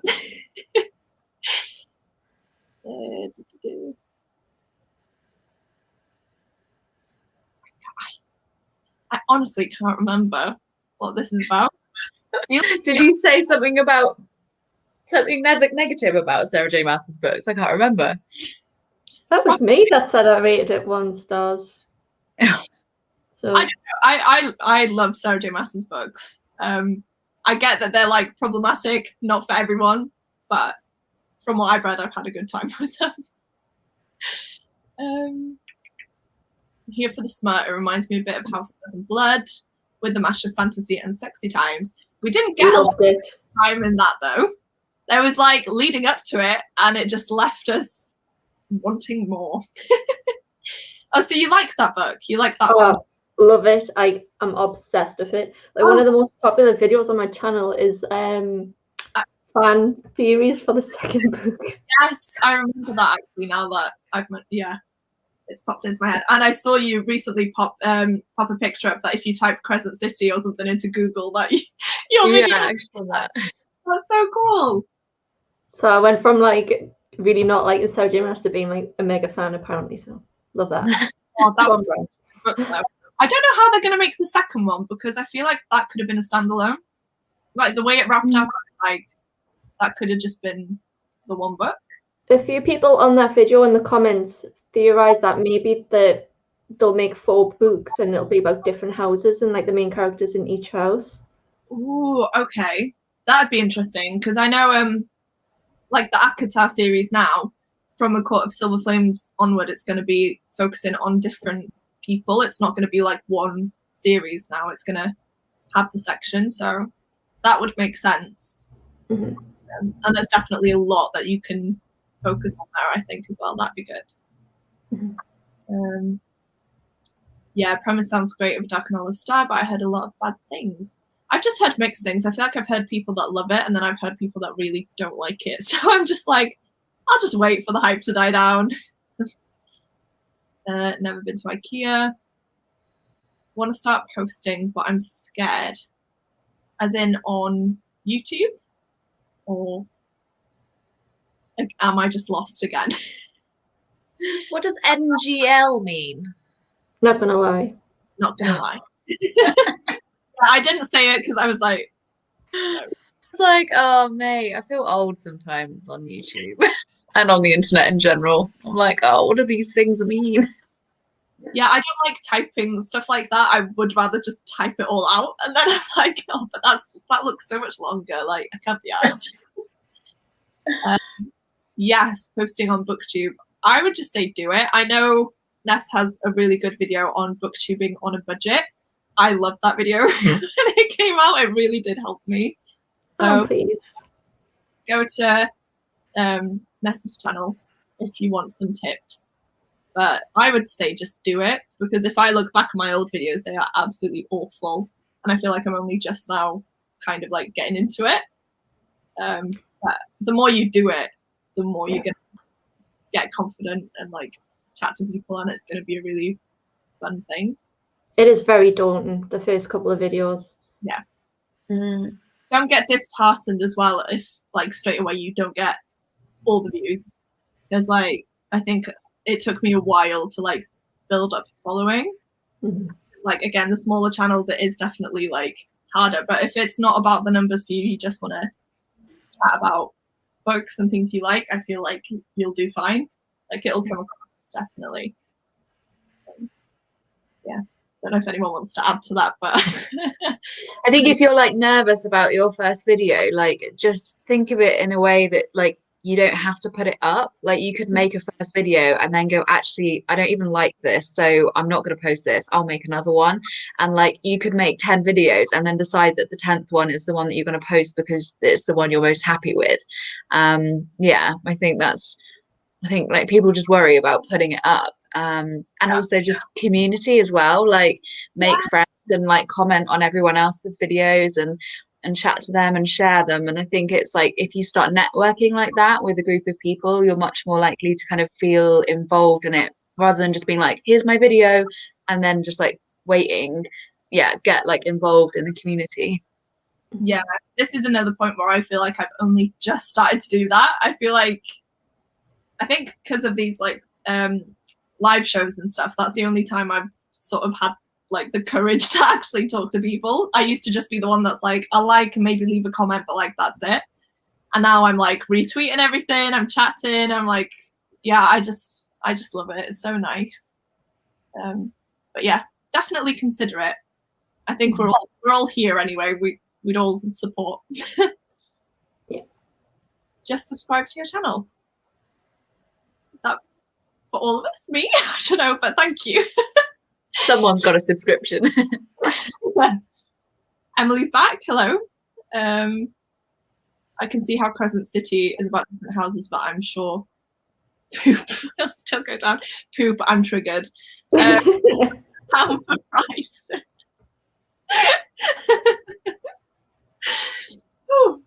Yeah, I agree. I feel like I really want to reread Crescent City because I think I read it in like 2 days when it first came out, and I feel like I just need to read it now and like actually take my time with it. Savor it.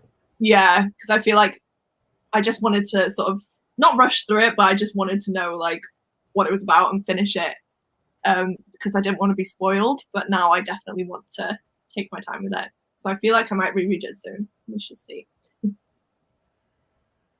You should definitely consider posting. The book community are so lovely and supportive too. Yeah, I love it. It is so nice. Okay. Oh, well, if you do decide to post, definitely let us know. Check it out. That's cool. I can win that. We've gone full circle. We have, and I feel like that is still making me giggle, and I feel like I'm not going to be able to stop giggling about it now. Oh my gosh. I feel like there's been so much poo talk today. Even at work, someone wrote poo poo pee pee in the ideas book. We're all very mature.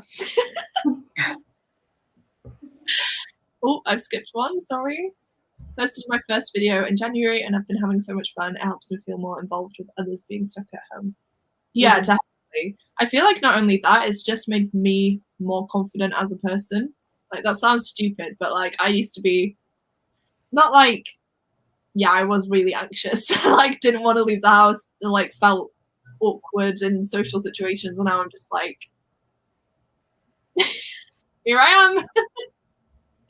Yeah, I think it definitely gives you a lot of skills and things that you wouldn't necessarily like even realize that you're gaining when you're doing it. But like doing YouTube videos and kind of talking like this has definitely helped me in my work. And like I applied for like something at my work, which was like a leadership and management course. And to be able to apply for it, you had to like either submit like I don't know what the options are, but one of them was to submit a video. And so I made a video like I would do a YouTube video. And my company was so impressed by it. They were like, this is incredible. We've never seen anything like this before. And I was like, literally, I do this all the time on YouTube. But like to them, it was just like so different to anything they'd ever seen. Like no one else applied with a video. And so, yeah, just all these random skills that you kind of transfer like across your work and all the other things that you do. It's quite nice. Yeah, definitely. Nice. Where am I? Here we are. Did not intend to be here for the full 6 hours, but it looks like it's nearly bedtime already. Where is the day gone? I know, I genuinely can't believe how late it is. I will wrap it up in a minute now so that we can all chill, have something to eat, if we want to. I'm going to be doing uni work now, which is not fun, but gotta be done. I'm gonna go walk the dog. If you're not here, then thanks for the sprints and the laughing. I'm glad we could help. I've had a good time. That's really great. It's been good. A chaotic one, hasn't it? All the random topics, but we love it. I think someone's just knocked on my door. No, it's okay. I can get it. Yeah. It's my channel, but we'll do the other ladies as well. Oh, thank you, John. Thank you, John. Means a lot. Right, since I've gotten to the end of the comments, I will end it here, I think. Like I said, we've been on for a while. Yeah. We did manage to get a good amount of reading done, I think, which was always good.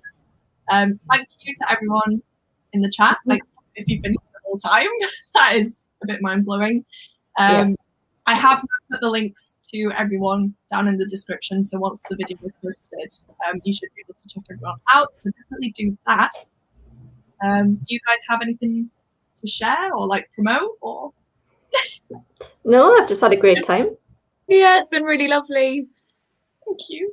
And then Chloe saying thanks as well. Oh, hope by the next sprints we'll have proper dino updates, and thank you. Okay, well, yeah, please do subscribe to everyone that was here. They're all lovely and the content is amazing. As for that, I will say goodbye, and again, thank you.